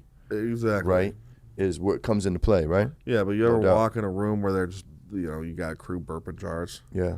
And it smells crazy. Yeah, hell yeah, bro. But it never smells as each subsequent time you do it, it smells a little bit less crazy. Yeah, no doubt. Well, that's because we're losing a lot of terpenes that evaporated with that moisture in the headspace of that container each time. Yeah. So like with Terp Block, one of the reasons Terp Block products work and work well is one of my things is weed should fucking reek. When I pop that seal, like I want to break that monolayer of humidity and I want to be overwhelmed with it. Like if I open your container and I shake up that flower and I'm not punched in the nose, what's going on here? I'm not turned on and I'm not nearly as excited as I should be. Yeah. So with Terp Block, the way it's working is the environment and that gas mixture creating a monolayer of humidity around the flower, and then when that's broken, you really get overwhelmed with that. But as we were talking about earlier, when the flower is going through, let's say the transportation, or let's say it's sitting in the warehouse for 5 months or something. Yeah. During all of those agitation points, there's times there when that flower and those terpenes are evaporating, trichomes are getting separated,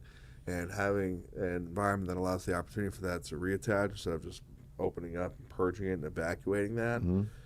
Allows us to maintain much higher quality. So if you see in some of our studies where the best alternatives, you might be maintaining 97% of testing lab terpenes and cannabinoids, and then you look at Terp Block and you're like, well, why are we at 108, 109%? The testing levels is something fucked up here. It's like, no, nothing's fucked up. You've actually cured out to a higher level. So we're not playing catch up and trying to have it be as good as it was when it's leaving the facility. It's just like, how much better can it be if it's in the proper packaging and goes through the proper life cycle of the product? And I think that kind of conversation change and elevation as an industry is just going to be better weed for everybody. Hell yeah. And that's exciting stuff. We're talking about, we got everybody to talk about, the water activity level, and, all the brand decision makers, and all the packaging people and all the growers are much more discerning and much more judgmental about the durability, about the odor control, about the oxidation levels, about what's being accounted for anti-static, what's going on with humidity, what's going on with ultraviolet light, with all of their containers, everything touching the touch points of the plant. That's going to be a much higher product quality consistently across the board. I like that. I like that answer. I feel good about that answer. Well, I mean, the goals always be like when you're in the grow, it's just like I know you said many times, like, man, if I could get this good pizza to the customers, the way that it's hitting for me right now, the way that I'm excited for that right now, if that can translate through the supply chain to the bag, yes, bro, to my boys back in Jersey, to my guys out in Cleveland, dude, the people up and down the state, that's whatever. That's the exciting thing, right? Yeah, dude, because that breaks my heart, man. When I'm just like really hyping a strain, I get a DM from someone like, "Hey, bro, I tried your shit, man. It's just XYZ. It just wasn't." And this is very rare, but sometimes it happens, and I'm like, well, all right, what's the date? Okay, there's the first problem. Man, the hater DMs, they kill me. It's so these grove bags really mitigate that a lot, dude, a lot. And we push that to the clubs and the bud tenders, like, look, make sure you're telling people, man. And make sure you're telling people to save these bags. I know it sounds like crazy, but save these fucking bags. Reuse them.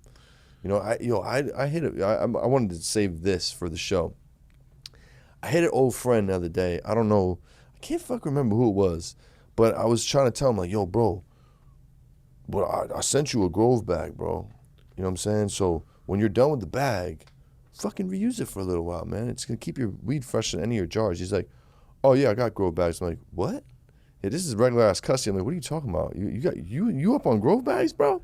He's like, yeah, dude, I've been using them for like 3 years, man. I looked them up online, and I just thought it was a really cool concept, and I just ordered them. I'm like, bro, what the fuck? You know about Grow Back just on some random custy shit. Like, nobody put him on. He didn't meet you guys at a show. Like, he literally found you guys online, and I was so impressed. I love that. That's really cool, man. I was saving that for you. You know what I'm saying? No, I appreciate That's cool, that. man. I love that. I mean, bro, like, we were so desperate getting the business going, and nobody give a fuck. Yeah, we had to say, man. oh, you got this fancy bag, get out of here. Yeah, right. Good for you. Oh, here come the bag boys. Yeah, here comes this fucking clown from Cleveland. Yeah, this guy even know how to roll a got some snake oil. Yeah, no, a lot of people thought it did, but it was, it took a while to be like, hey, try this. Like, this is how I want you to try this. Like, this is what I want you to like look for. Yeah. But yeah, I think that's cool, man. Yeah, hey, shout out to the trolls though. I always took those. Oh yeah, come on. I know. Yeah. I'm working on it, man. Yo, bro, I don't It's even. because it's in blood. You get excited about it. I mean, Yeah. this is your life's blood in each one of Yeah. these bags. When somebody gets Yeah, it, they're man. like, "Hey, I didn't like your gear." Yeah. Yeah. Oh, and I always make it right, bro. If I can and I'm in proximity, I'll pull up on you. Those that know, love that. bro. I'll Are pull you? up on you. Hell yeah, bro. I'll give you what you bought and some, bro. Be like, yo, try these. These are fresh. Hit me. Let me know. You know what I'm saying? Fuck yeah, bro. And that comes out of my stash, you know? And in a Grove bag, fucking save the bag. You know what I mean? The whole shit. Oh yeah. Yeah, man. So, if you had a weed superpower, what would it be? What do you mean, weed superpower? Like, you snap your fingers and X happens. If I'm smoking, I can snap my fingers and X happens. Ooh. That's a lot of power. That's a great. That's question. a lot of power. That's a great question. With great power comes great responsibility. I don't know if it would drive me crazy, but I've always wondered this. I was just like, I would love to be able to access someone's internal dialogue. Like, what's going on right now? Like, what's going on in JP's head? Yeah. Behind, the stone cold professional interviewer face. Like, what's going on up in there? You don't want to fucking what's know, he really bro. thinking? It's a lot happening. It's a lot fucking happening. Like, is he thinking about the drops? Is he thinking about the party coming up? Party's in there. Party's for sure in Is he there. impressed with this joint I rolled? Like, what's going on in Yeah, there? it's cool, man. It's cool. The joint's cool. Yeah, man. I fuck with that. That would help with a lot of communication. It would. I think. You know? I think most problems in the world are communication problems. Oh yeah, that's a fact, bro. That's a fact. Yeah. So what'd you roll up here? So we with got a couple different things. Yeah, so we got Fugazi, we got Palermo, we got pistachio gelato, and we have Skittles from Cadre. One of the illest batches I've ever tried. Like I told him, like, dog, Yeah. you really outdid yourself. You going over there today? Be like, yo, Case, I heard you got some Z, dog. Let me get a little cup of nuts. I'm here for those samples, I'm here, bro. you know what I'm saying? He's gonna send you off right, bro. Yeah. No, he's. I've had a lot of his work over the years. So fire, bro. He's Boys exceptionally do it, talented. man. Them boys do it. Great process. And the crew, man. I mean, you'll see it. It's a Good family thing, yeah. vibe. I mean, these guys are working with them. These guys go back 10, 20 years, half this crew. Really. So dead ass. He's got all his That's brothers wild. working. Like, it's definitely a family vibe, bro. And people are happy there, man. I love that. You know what I'm saying? People are welcoming. They're happy. The whole crew, man. Yeah, you'll like it. It's a classy bunch of people, man. For sure. Oh yeah. So now, my friend, it's time for you to hit us with your top 3 strains of all time. Cool, man. One old school, one new school, one desert island. You stuck on the island. Nobody's coming to get you, Jack. What you got? Man, thought about these a lot 'cause this is the iconic question. Many people you do. ask, Yeah. Many people And I do. was worried because you don't want to say the wrong thing. Nah, these are your truths, man. Forget Yeah, them. but like truths, haters come at me in the comments, but here's the truth. Oh. Desert Island, I'm going right now. I'm going with something with some Z. I mean, I've smoked some of the OGs, I've smoked some of the sours Going and for stuff, Z? but I'm going with the Z. That's that for right now. It's that for my generation. I'm going with the Z cross with like some candy fumes or like candy cam. Any one of those with a little bit in there. I think. Fucking love candy fumes, bro. Yeah, it's a fun one. I think that's what I'm doing because I think on the desert island as well. I thought about this, like contextually speaking, on this desert island, I'm gonna have to be very active, and doing stuff. Like I did think about like a strawberry cough because that's one I know well. I've had a lot of fun with. Okay, I've got a love a good cough in general, but nah, I think that's it. Like give me a good Chemi Candy Z for the desert island. Nice. Then for the old school strain, I'm gonna have to go with like a little lemon haze. Okay. Yeah, Okay. I'm thinking like one of those true, like sweet, almost spice lemons that with the real intense limonene. You don't see those like you used to back in like Amsterdam. As much. I mean, there's a couple good lemons out there, and like everybody's like, oh, 710 Lab, Lemonhead's number 4, and whatnot. I think that those are great phenos, those are great strains. But yeah, I haven't had a lemon like that since probably like Amsterdam and like maybe like 08, Okay. 09, maybe 10. Have you gotten your hands on Lemon Up by Mr. Cushington? So I was talking about this actually because I was preparing for this question with Jimmy D, and I was like, Jimmy, this is what I'm thinking. I've smoked a lot of stuff, and he asked me that same question. I've heard it's fantastic. It's on my list. I've not smoked it, but a lot of people whose palate I respect are really impressed by it. Yeah. Yeah. Same. Yeah, Same yeah. here. So what I found is limonene is one of the most polarizing strains there is, or terps there is. Because limonene really. What does it do to you? So for me, it gives me energy, but for Energy, a lot of people, it can give them anxiety. For me, I love the taste. I love the memories that are tied with the taste. I love like the lemon candy, especially or even like an Italian kind of like because you got different types of lemons in terms of like different strains, like different types of lemon dessert. But I really all those are fun. Yeah, nice. How about new school? What are you going with? Sometimes that's the hardest one. I think that is because there's so many, bro. Just make it a random one. Take the pressure off of you. Trap cookies.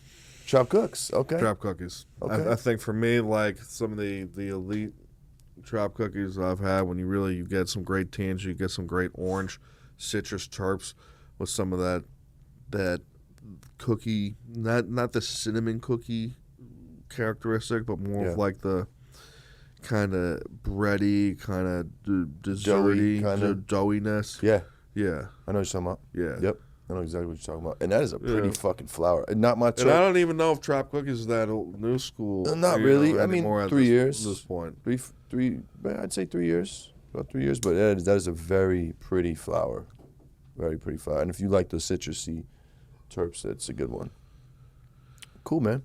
If there was a strain that you could bring back, what would it be?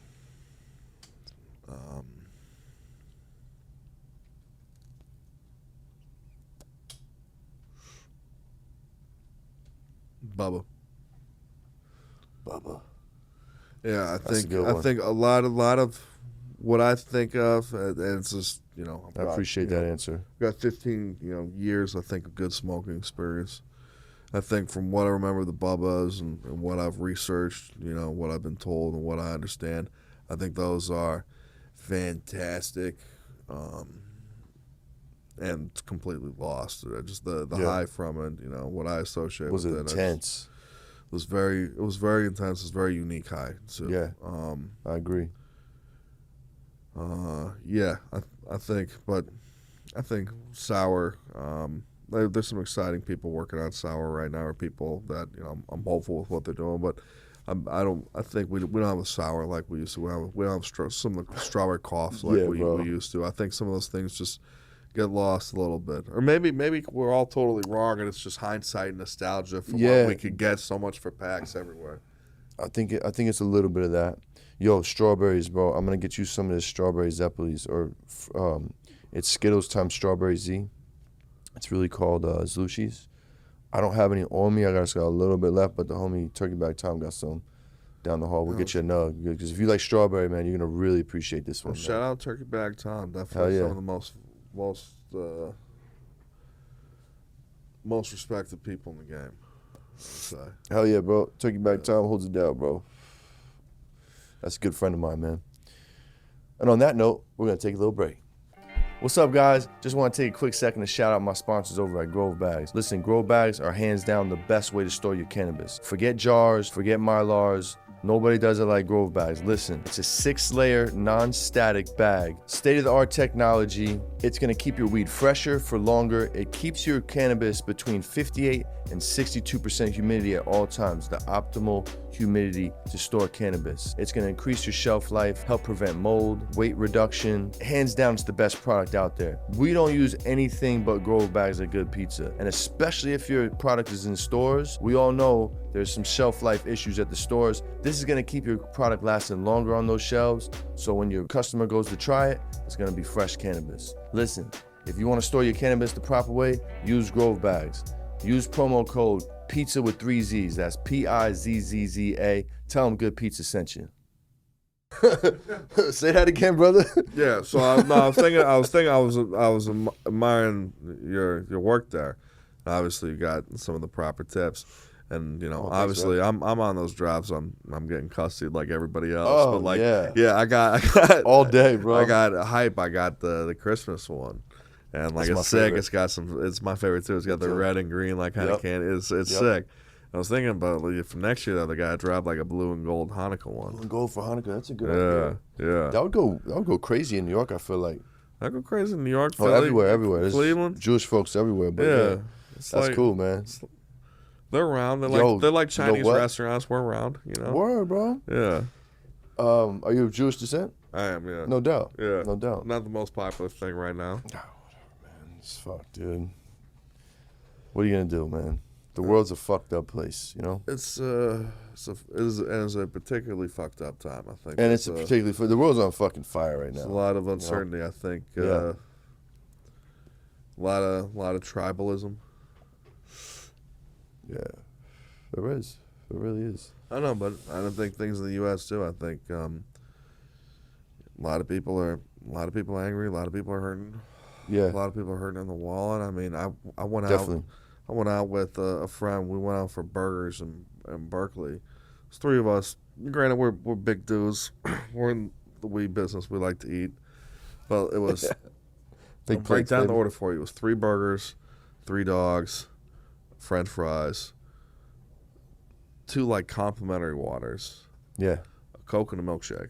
All right. Ooh, man, y'all ain't fucking around, dude. $68 before tip. Woo. Yeah. That's not right. That No, should have been it's not. 27, I mean, 30 with tags. Welcome to California, pal. See, the thing is, hey, bro, you come from the Midwest, bro. Bro, I'm telling you, that's It's significantly different. It's worse out there too. How much is gas out there? Bad everywhere. Cleveland. You have to remember gas in Cleveland. In the East 1999. I don't know if I said that right. It's cheaper. I mean, you're paying like $3.08 for Bro, $3.15.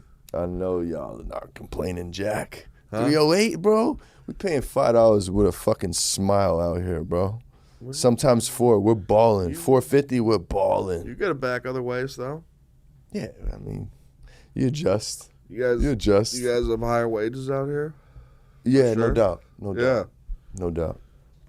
We do. Yeah, I mean, yeah, when it comes to all that shit, yeah. It's rough, though. I think cost of living everywhere is bad, man. Yeah. Yeah, for sure. Let's talk about weed etiquette, bro. What's your smoking weed pet peeve? What grinds your fucking gears, Jack? Man, my number one smoking pet peeve. I got a lot of pet peeves. Okay. Like- let's keep this one weed, and then if you care to No, share I'm another talking one, I'll about take with it. glass. Like, With glass? Like, yeah, Oh, talk about all right, like, so we were definitely like one of those zero to sales companies. It wasn't like, oh, like, you know, we're a bunch of posh, you know, bougie dudes, you know, doing whatever it was, slanging whatever widget to this industry, and then we found a good lane with it in cannabis. Like, Okay, got you. we went 0 to 100 in cannabis. So at one time, there was like 6 of us around a conference table, just dab pipes everywhere, and for 18 hours a day, somebody was at that table yelling, just banging out calls, yelling at each other, making sure our stuff was getting done right for customers, everything was getting out, you know. So I had the pipe collection in the office at that time, and I've, you know, don't have anything too crazy, but I've got some stuff I'm proud of, you know, definitely my prized possessions. So Hell yeah. a lot of things with glass, man. I think glass, if you don't have like clean hands, don't be touching a real beautiful, delicate piece and like picking it up and like finger fucking it, and fondling it. Greasy fucking your gabagool greasy- fingers out there, bro.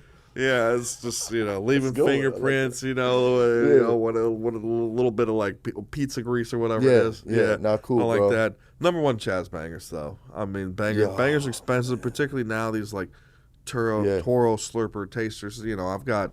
Yeah. You know. Yeah, I'm ashamed of how much I have in like bangers. Some of my bangers, I mean, you're talking about $550. You Chaz that thing like I am making you sell me before you leave facts, the premises, bro. Yeah. Yeah. Rex said the same thing. Said wherever you said, he's like, Yeah. oh no, you paying me, bro. No, I saw that. I agree with that 100%. It's just Dirty like, dabbers. Yeah, I'm not a snob. I'm a welcoming person. I want people to enjoy but do it cannabis, right. have a good experience. I'm not gonna ninja dab you a glob or something. I want you to have What a gentleman. good experience. Of course, Let me you can hit fuck you somebody up, up. hit you up, and set you up. You know, don't come in and Okay. look at this beautiful pipe. Where you bringing him in and at? then- Let's talk about it. huh? Where you bringing him in at? 455, 550.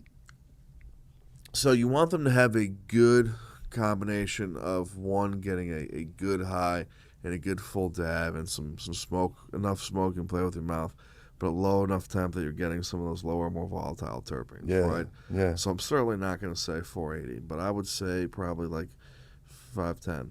510? Cool. That's 525. about where I'm 510 going to in these days. 525. Yeah, I'm like I think 530. that's the right spot. Yeah. Yeah. You know, I'm not going in so low that I'd like a No little hit of vapor and like, oh, I got the faintest little Z subterp there. Yeah. And You gotta rip that thing. The Q-tip can't get higher than I get. Right. Off of that. That's like that's where the line is. You know what I mean? For real. Yeah. I like it. I like it. But that's my number one. I respect thing. that, bro. I think people need to People need to take be it respectful easy. with the glass. Just because the glass man. market's Come on, been taking bro. a hit, people need to be respectful. Absolutely. A lot of people have a lot of pride and joy in it. It's an essential part of the scene. So It I hate is. hate it when people are rough on rigs. It really is. Honestly, I had somebody toss a beautiful hash hole I rolled with a proper tip in it. Oh, man. I think it was, They I think it was tossed like it? my purple one. What you mean they tossed it? Like they thought it was a disposable tip, so like they thought it was at the end, and just whipped it. Yep, Zach Woods. You threw out one of my tips, fucker. I didn't tell him. I hopped in the whip, finished the joint, Ooh. gave him to him. All right, bro. I was like, hey, you wouldn't happen to save that tip? It's my money tip, bro. It's the green joint, man. My fucking Celtics. Ooh. St. Patty's Day. Fucking. Oh, that one hurt. Yeah. Hey, man, Paul from Proper. I've got that one. Paul, if you watch this episode, bro, you said you was gonna give me one of them green ones you had. You said you got me, Cool Jeans. So I still didn't get it. So, you know, if you watching, I'm ready when you are. You think he's got he keeps just one of each Bro, run for no, himself? he keeps fucking five of each drop, son. This fool's got of each size for each. Bro, drop. of course, man. man. Yeah. This guy just got shoebox. He takes care of himself. Full of them. Yo, dog, You got to. Outside of their now, I'm sure crazy proper tip collection, they have every rip tip ever made, bro.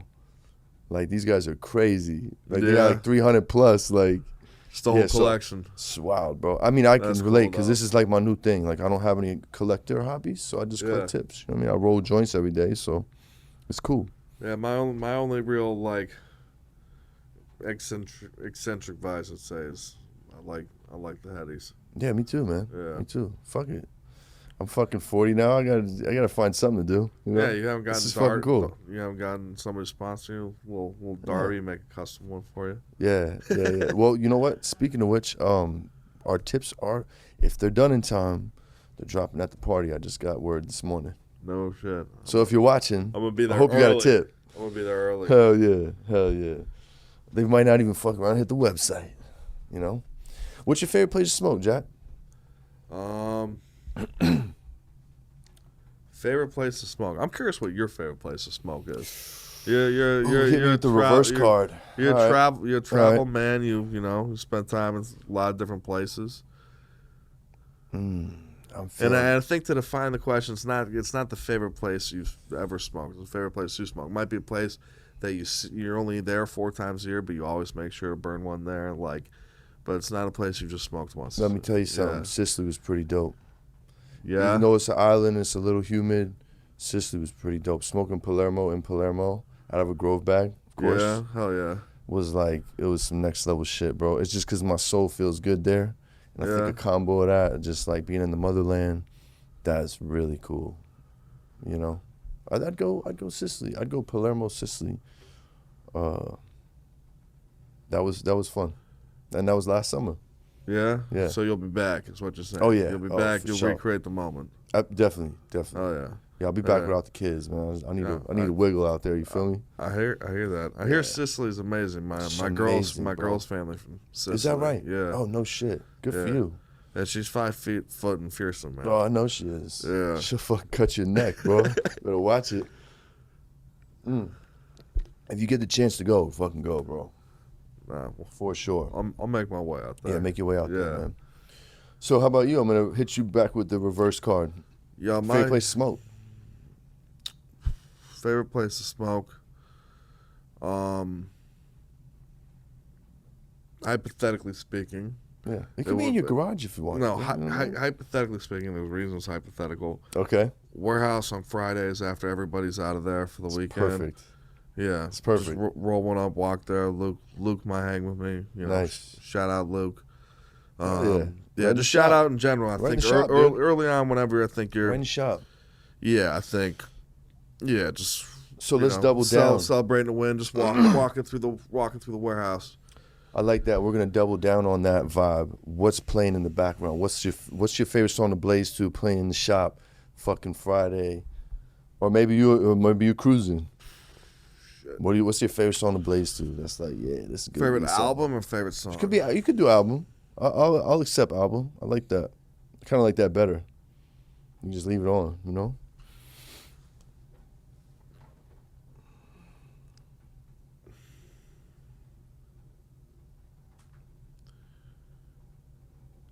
Carter 4. Yeah. I like it. Yeah. Carter 4. That was a monster. Or Grateful Dead, American Beauty. Okay, cool. Yeah. Cool. He's got a wide range, folks. I like that. So do I. I mean, it's like weed. I appreciate all forms and types. But if it's well executed, whatever you're trying to do, if you nail it, whatever terp, whatever flavor you're trying to go for, if you're nailing that, yeah, I can fuck with that. I can get into that. Hell yeah. Yeah. I respect it. What's your favorite stoner food, bro? Ooh, bro. Popcorn.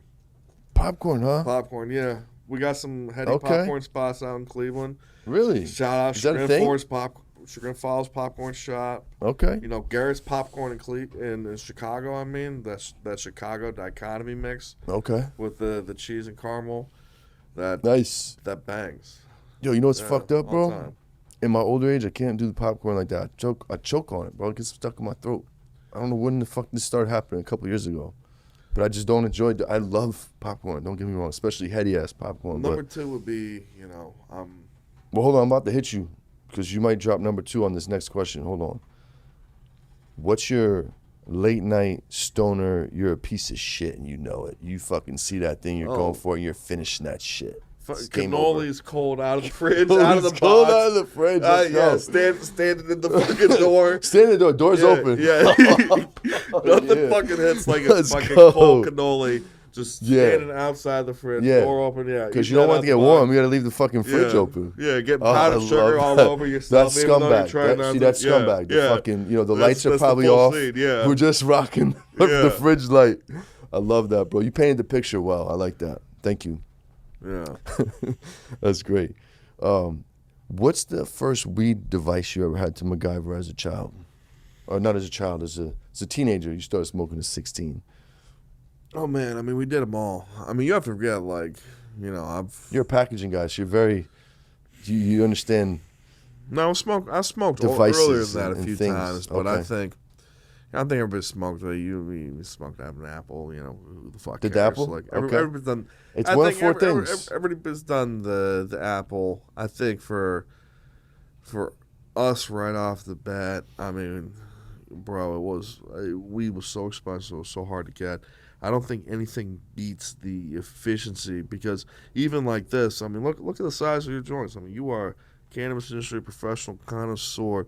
Smoking really, but the access, the big spoil, old doinks. the privilege of that, right? Yeah, no, it's a privilege. I don't come from this by any means, bro. Think about when we East Coast boys. We didn't come from this, bro. The water bottle with the Jeep, the gravity bump. We call it Jeeping, and you had a little joint in there, and you had to switch caps every so often because your cap would give out. Yeah, you would heat it up so many times, and then you just kind of. Yeah. I always thought that's the best way, right? Because you're not combusting anything into the air. You're getting everything in there, and then you're hitting it. So that's like the most cost efficient way.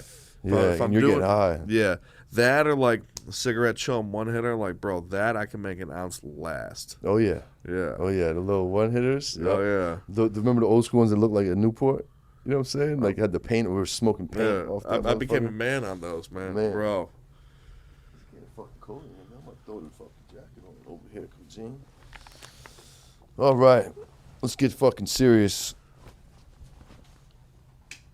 If you could smoke with 2 people, one dead, one still alive, who would they be? I'm curious what your answer is to that question. Oh, man. You've gotten to ask a lot. I got this one. I got this one for you. It's fresh. You fresh because you get to ask a lot of people that you got to. The answers guy I feel like has to evolve as the show evolves. Okay. Yeah. So, Dad, my homie Ills, he passed away when I was 19. He was 18. It was the first like major L I ever took. You know what I'm saying? Really, fucked me up as a young man. I would definitely smoke with him. I just answered this question on We Between the Wines podcast, and I just edited it this week, so that was fresh in my mind. And then someone that's still with us, I think I want to smoke a fucking joint with Theo Von. That dude fucking cracks me up. I was going to go Snoop Dogg. I still kind of want to go Snoop Dogg, but goddamn, I like a good laugh. So how about you, sir?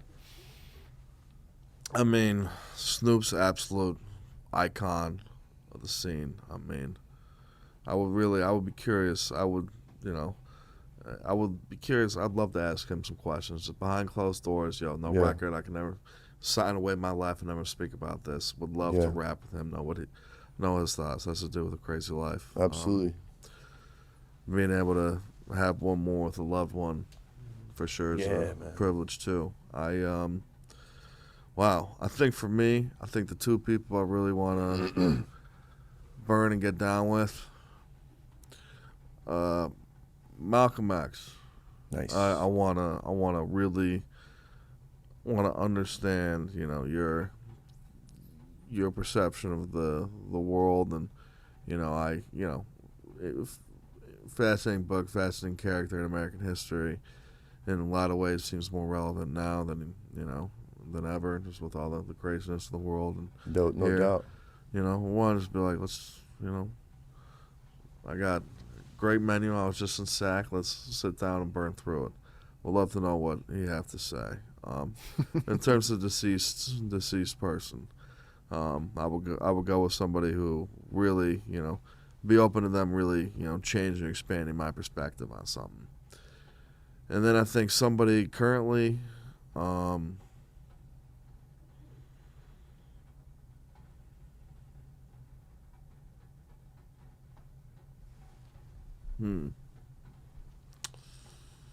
Obama. Good one. Yeah, you ever smoke some Obama, runs with Obama? Yeah, I mean he's in a lot of ways last presidential president we had, and a lot of respects, just in terms of the poise, the grace, the gravitas, the respect, the dignity. I think's the word in a lot of ways. But you were always able to tell that he's a fucking funny dude. You were always able to tell, Barry, me, I think I would love to just burn down with him, ask some questions. Yeah. Solid picks, bro. Yeah, I bet. Yeah. Solid picks. Yeah, I would want to use that opportunity to expand my mind. I think one of the most enriching, best things I got from the cannabis industry is I really got to sit down and smoke with and talk and learn about and from a lot of the smartest, most creative, people in our scene. That's been huge for me, and that's really more than anything. That's been the blessing of doing what I've done. Is I've got to spend time with some pretty incredible people. Absolutely. But I think I'll fucks with those answers. No way Obama's not fucking hilarious. I'm telling you. There's no way in hell. Yeah. There's no way in hell. If your brand was a band, who would it be? It could be multiple bands or rappers or whatever. Singers. Easy. Hit me. Easy. Rolling Stones. Rolling Stones. I like it. Enduring. There, decade after decade, year after year. Yeah. All right. Yeah, we'll always be there because we aspire to create the best ways for our space to do things. We want to be enduring. We don't need to be number one top charts, all the platinums. We don't need to be Drake. Yeah. We want to be the Rolling Stones. All right. I like it. I like it. So now this is the point in time where you're gonna shout out your favorite plug from back in the day. Okay, you don't have to say his real name, but somebody took care of you, bro. You hit him up, he or she, and they were there for you, man. They plugged you real nice. Damn. Travel man, I had a lot of plugs in a lot of places. I'll go with one that I can name. Hit me.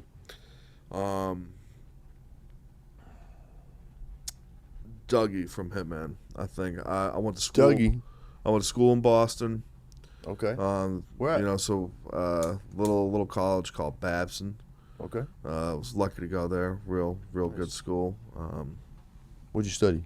Studied business, and the value of going there though was like small schools, about 40% international, but like if you smoked weed, it didn't matter. It wasn't like other schools. It was like, all right, if you smoke weed, you can't hang with Asian kids who smoke weed, or like kids from wherever. Like you have to hang out with the other people who smoke weed. So you had, you know, people from all over the world and all different walks of life that, you know, at this small school, you know, when it was still pretty frowned upon, who would like to blaze.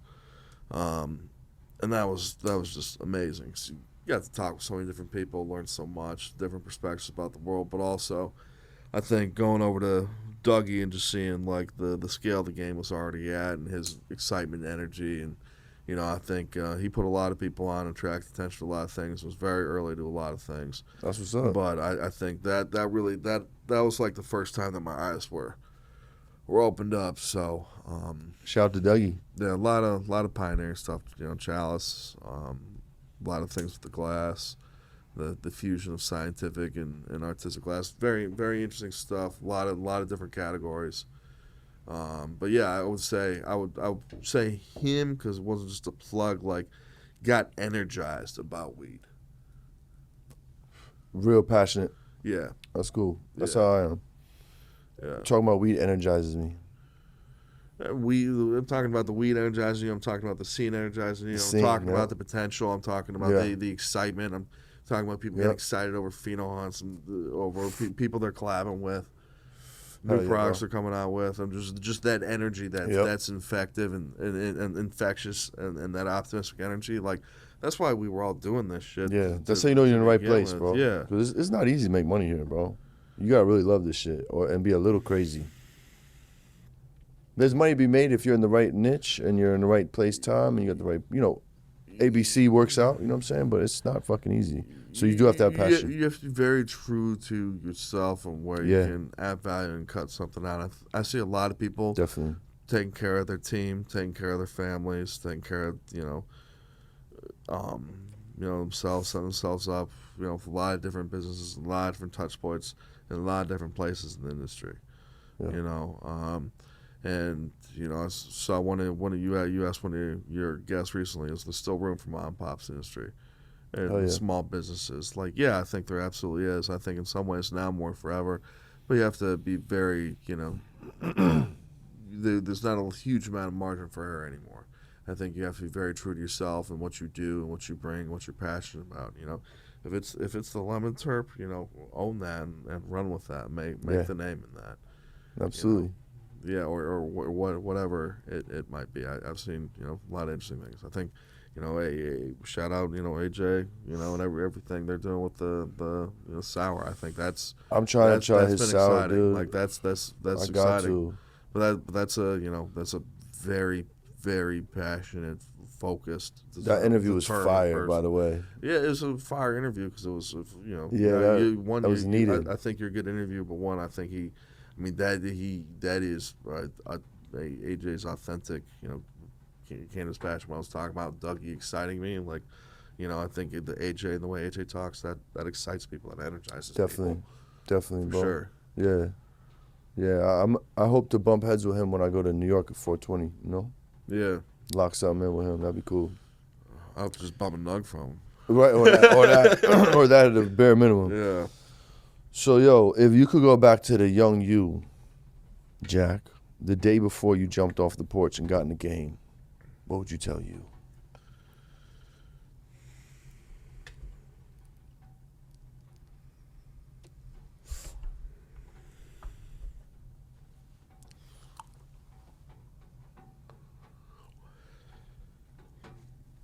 I think about that for a second. What would you tell yourself? Stay sucker free. That's the best diet. If I'd have learned that a little earlier in life, it would have served me. Feel that? I kept a lot of suckers around for too long. I'm definitely, I don't know if I'd say that. I'm definitely, I think there's a certain arrogance in trying to, I think you can't get people to be who you think they could be, even if they very could be that if they don't want to be that. Yeah. I think you have to be real with yourself about that. I think, Yeah, it's true. when people say, pay slow, collect fast, like you want to be an honorable businessman and easy to do business with, but man, can fucking cash cycles and outlays, man, people can choke you out. I've seen it out here in California a lot. People are just like, yo, I don't have to pay you because enough of us aren't going to pay you. We're like, you're not going to have the oxygen for recourse. So you're not going to have the cash flow. Like I've seen some crazy shit in business. Yeah. Especially in I think the cannabis industry is, particularly just in terms of the growth cycles and the speed and, the transition it's gone through is some interesting stuff. I think the biggest thing I'd probably say is shit.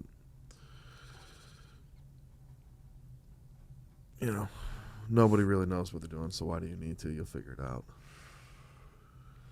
Yeah. Good sound advice for an entrepreneur. Yeah, I remember. That's for sure. I remember being terrified by some of these investment people and some of these people. Yeah. Man, they were fucking. Some of them were great and really tried to give advice and stuff, and some of them, even when we had a business going, were nasty and dismissive and just terrible. And I look back on it, it's like, oh wow, this person's firm never made any money on any investments. Yeah. Never did anything right, or literally every shot they took was wrong. Yeah. Or just go. So jaded. Yeah, it's just wow, these people, or even some of these people, I go back on some of these people, and it's wow, it's wild. Bro, I admired you. You were the fucking shit. And I found out it, that was a facade, or you are not authentic to who you portray yourself as and stuff. Yeah. That shit always bites. Yeah. Hell yeah. Yeah. Of course, man. Yeah. Of course. Well, shit, bro. Before we get up out of here, I'm going to hit you with some rapid fire questions. These are one-word answers, okay? So try to keep one word. Let me know when you're ready, sir. Shoot. All right. Do you like to smoke in the hot or the cold? Cold.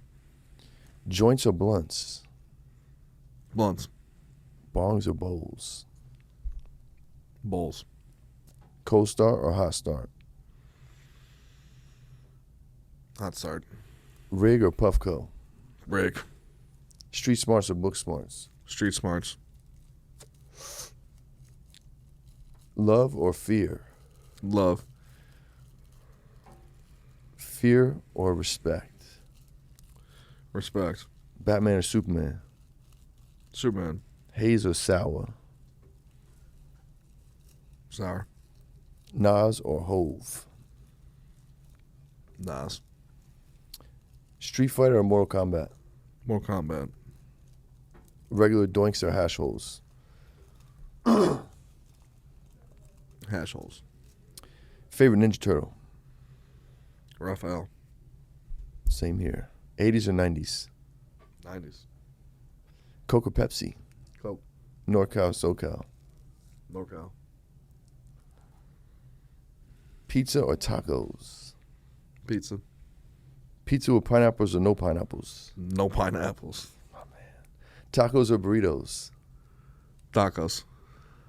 In-N-Out or Five Guys? Five Guys all day. Beach or snow? Beach. What beach do you go to? What's your nearest? I'm curious. This is off. So Cleveland, we're really the Miami of the Great Lakes. We're the southernmost major city on the Great Lakes. Okay. Are you guys on the lake? Yeah, we're right on Lake Erie. We got some great beaches in Erie? Edgewater Park. Yeah, right on Lake Erie. Yeah. You're right. Hey, you come through. I stay in Little Italy. Come through, stay with me. I'll I'll show you Little Italy. I'll take you around. Live right on the block. My chances of coming back to Cleveland are super slim, but if I do, I'm coming to you. The best pinoles you ever had. Is that right? I'll sell you some regardless. Please, bro. Yeah. Please, bro. I'm telling you. Okay, cool. You're going to hop on a plane after you try these. All right. I'll hold you to it. Cheetos or Flamin' Hot Cheetos? Flamin' Hot. The Wire or The Sopranos? Sopranos. For the perfect fucking score. Pacino or De Niro? Pacino. Godfather 1, 2, or 3? 2. Automatic or revolver? Automatic. So you have to smoke disty carts or last year's outdoor for 1 month. What you going with, boss? Last year's outdoor. In Disty grove cart bags. is the lowest, most disgusting, most repulsive form of cannabis you can smoke. It is so disingenuous to the plant. Please up your game. Grove bags can't even save it. No, I mean it's not cannabis anymore. If that's one thing I could say, if there's it's not somebody on the cannabis show anymore, who you're loves those, like I urge you to experiment with full synergistic cannabis that has all the cannabinoids and all the terpenes and those different flavonoids, and really give the synergistic effect of those compounds a try. I think you will never go back. Oh, yeah. You're lost in the woods. You get a pack of matches or hatchets for survival. What do you choose? Hatchet. Getting chased by a bear or a shark. What you going with? Shark. If you bring back one dinosaur as your pet, what would you choose? And it'll fuck shit up for you if you wanted to. Velociraptor. Oh, Sav. Body shot or face shot by Mike Tyson? Where at the body? The ribs. Right hook ribs. I'm going broken ribs versus broken jaw, baby. This is the money no maker. No doubt. Okay, you fuck with MMA? Huh? You like MMA? You into MMA at all? I like Do you watching follow it. Yeah, okay. So I don't like doing it. Okay, I got a question for you then. You got to fight prime Mike Tyson or Francis Ngannou.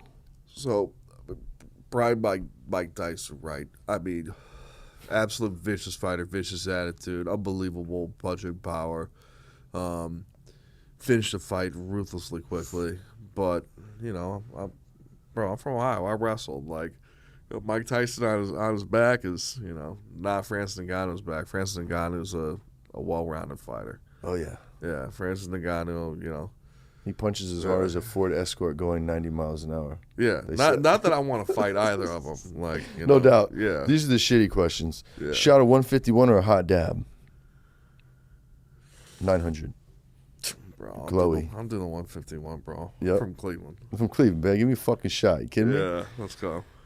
Gelato Runs Terps or OG Gas Terps? OG Gas. Tupac or Big? Big. Big L or Big Pun? L. How can I shoot a Cleveland rapper question on you? Bone Thugs or... Does anything else even make sense? All right, so for dudes of my generation, I think for sure, like some of that early Kid Cudi albums, for sure, like there's the early mid-30s, even late 30s. All right. I think Bone Thugs or Kid Cudi? I think those were some essential stoner music. I mean, That don't even make sense, that question. yeah, I'm it high. doesn't. But I was just saying, great who would be the Cleveland. or? Who would be the... Wait, Kid Cudi's from Cleveland? Yeah. I thought he's from NY. That's crazy. Yeah, no, that's a Cleveland dude. I think he did that track with Jimmy Jones. He remixed that Yeah. track with Jim Joshua. I don't know. Yeah, remember that That's song Cleveland? interesting. And Cleveland is the reason I'm cool. Nah, bro. Oh, I ain't man. never heard no song outside Oh of man, that. you're gonna have to patch that into the, All right. the podcast All right, for the all for right. the outro. All right, Yeah. cool. All right, last question. Wu-Tang or Death Row? Wu-Tang. Nice. Again and again. Well, sir, that was a fun interview. I really enjoyed it. Thanks for coming out, man. Before we dip up out of here, I'd like to share with the people, how did we meet? And who do you know that I should get on the show? I mean, how did we meet? We meet through Grove Bags, clearly. Yeah, Met you at Trans Bay Challenge in Sacramento last summer. We met in believe person. Jimmy introduced us. We met in person trans, but I came up actually and introduced myself to you. Oh, there you go. Yeah. There you go. But Jimmy was just like, oh, So- hey, so there's hi. there's the guy that does good pizza. You should say hi. Yeah. hell And yeah, I wish bro. I could do Jimmy's voice. Yeah. But yeah. Love, Hell yeah. great voice for the culture. But Yeah, yeah, no, man. came over. I I think the reason we know each other is because we you know. Also, my sponsors for the show. Thank you, sir. Oh, for the support, brother. Absolutely. I think keeping our weed fresh and our show on the road, baby. Yeah, I think we've tried to move our marketing efforts as I think a lot of the trade shows. I think we like the events and we like people having interesting conversations and some of the cool podcasts been fun. Man. So I really enjoy your podcast and I recommend it, bro. you know, to everybody. Appreciate that, dude. Yeah, I'm excited to see who you have on here next. Who should I get on, bro? From the game? Yeah.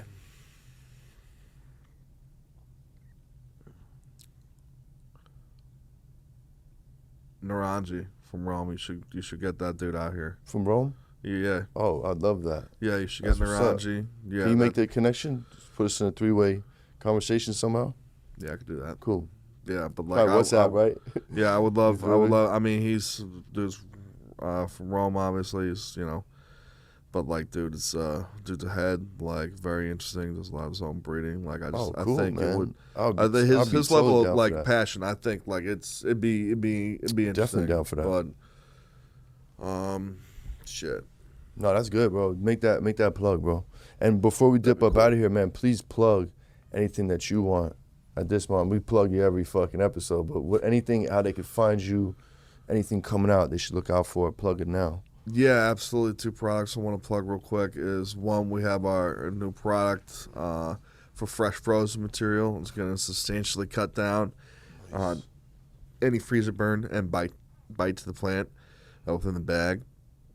Keeping much better product for extraction, particularly ice water hash extraction.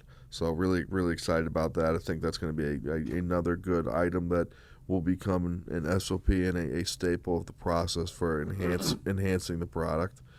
So that one's we're pretty hyped about. And then we also have our vac seal product, which is not a sole nylon product. It is our Terp Lock version of a vacuum seal film. Nice. So we're pretty excited about that. We think that'll be, you know, pretty impactful. I think particularly for the outdoor market when you're just running rolls. I think that's probably a product we should have figured out a long time ago. It's very hard.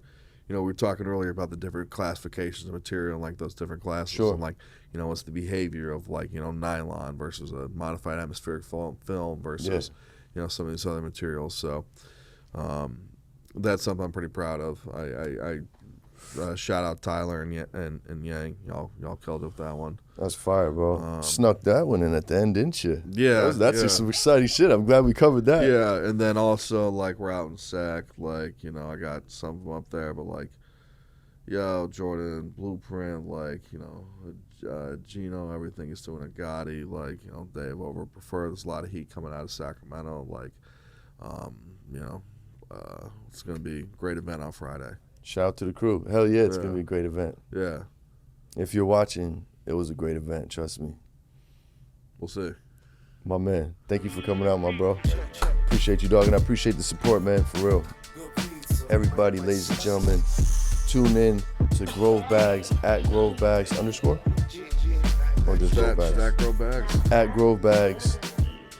Good pizza, Grove Bags, they're a proud sponsor of the show, man. We appreciate the support, man. Hit the link in the bio. Subscribe to the Patreon, man. Help your big Kujin keep this show on the road, man. We'll see y'all next time, man. Peace, love, good pizza. We up out of here.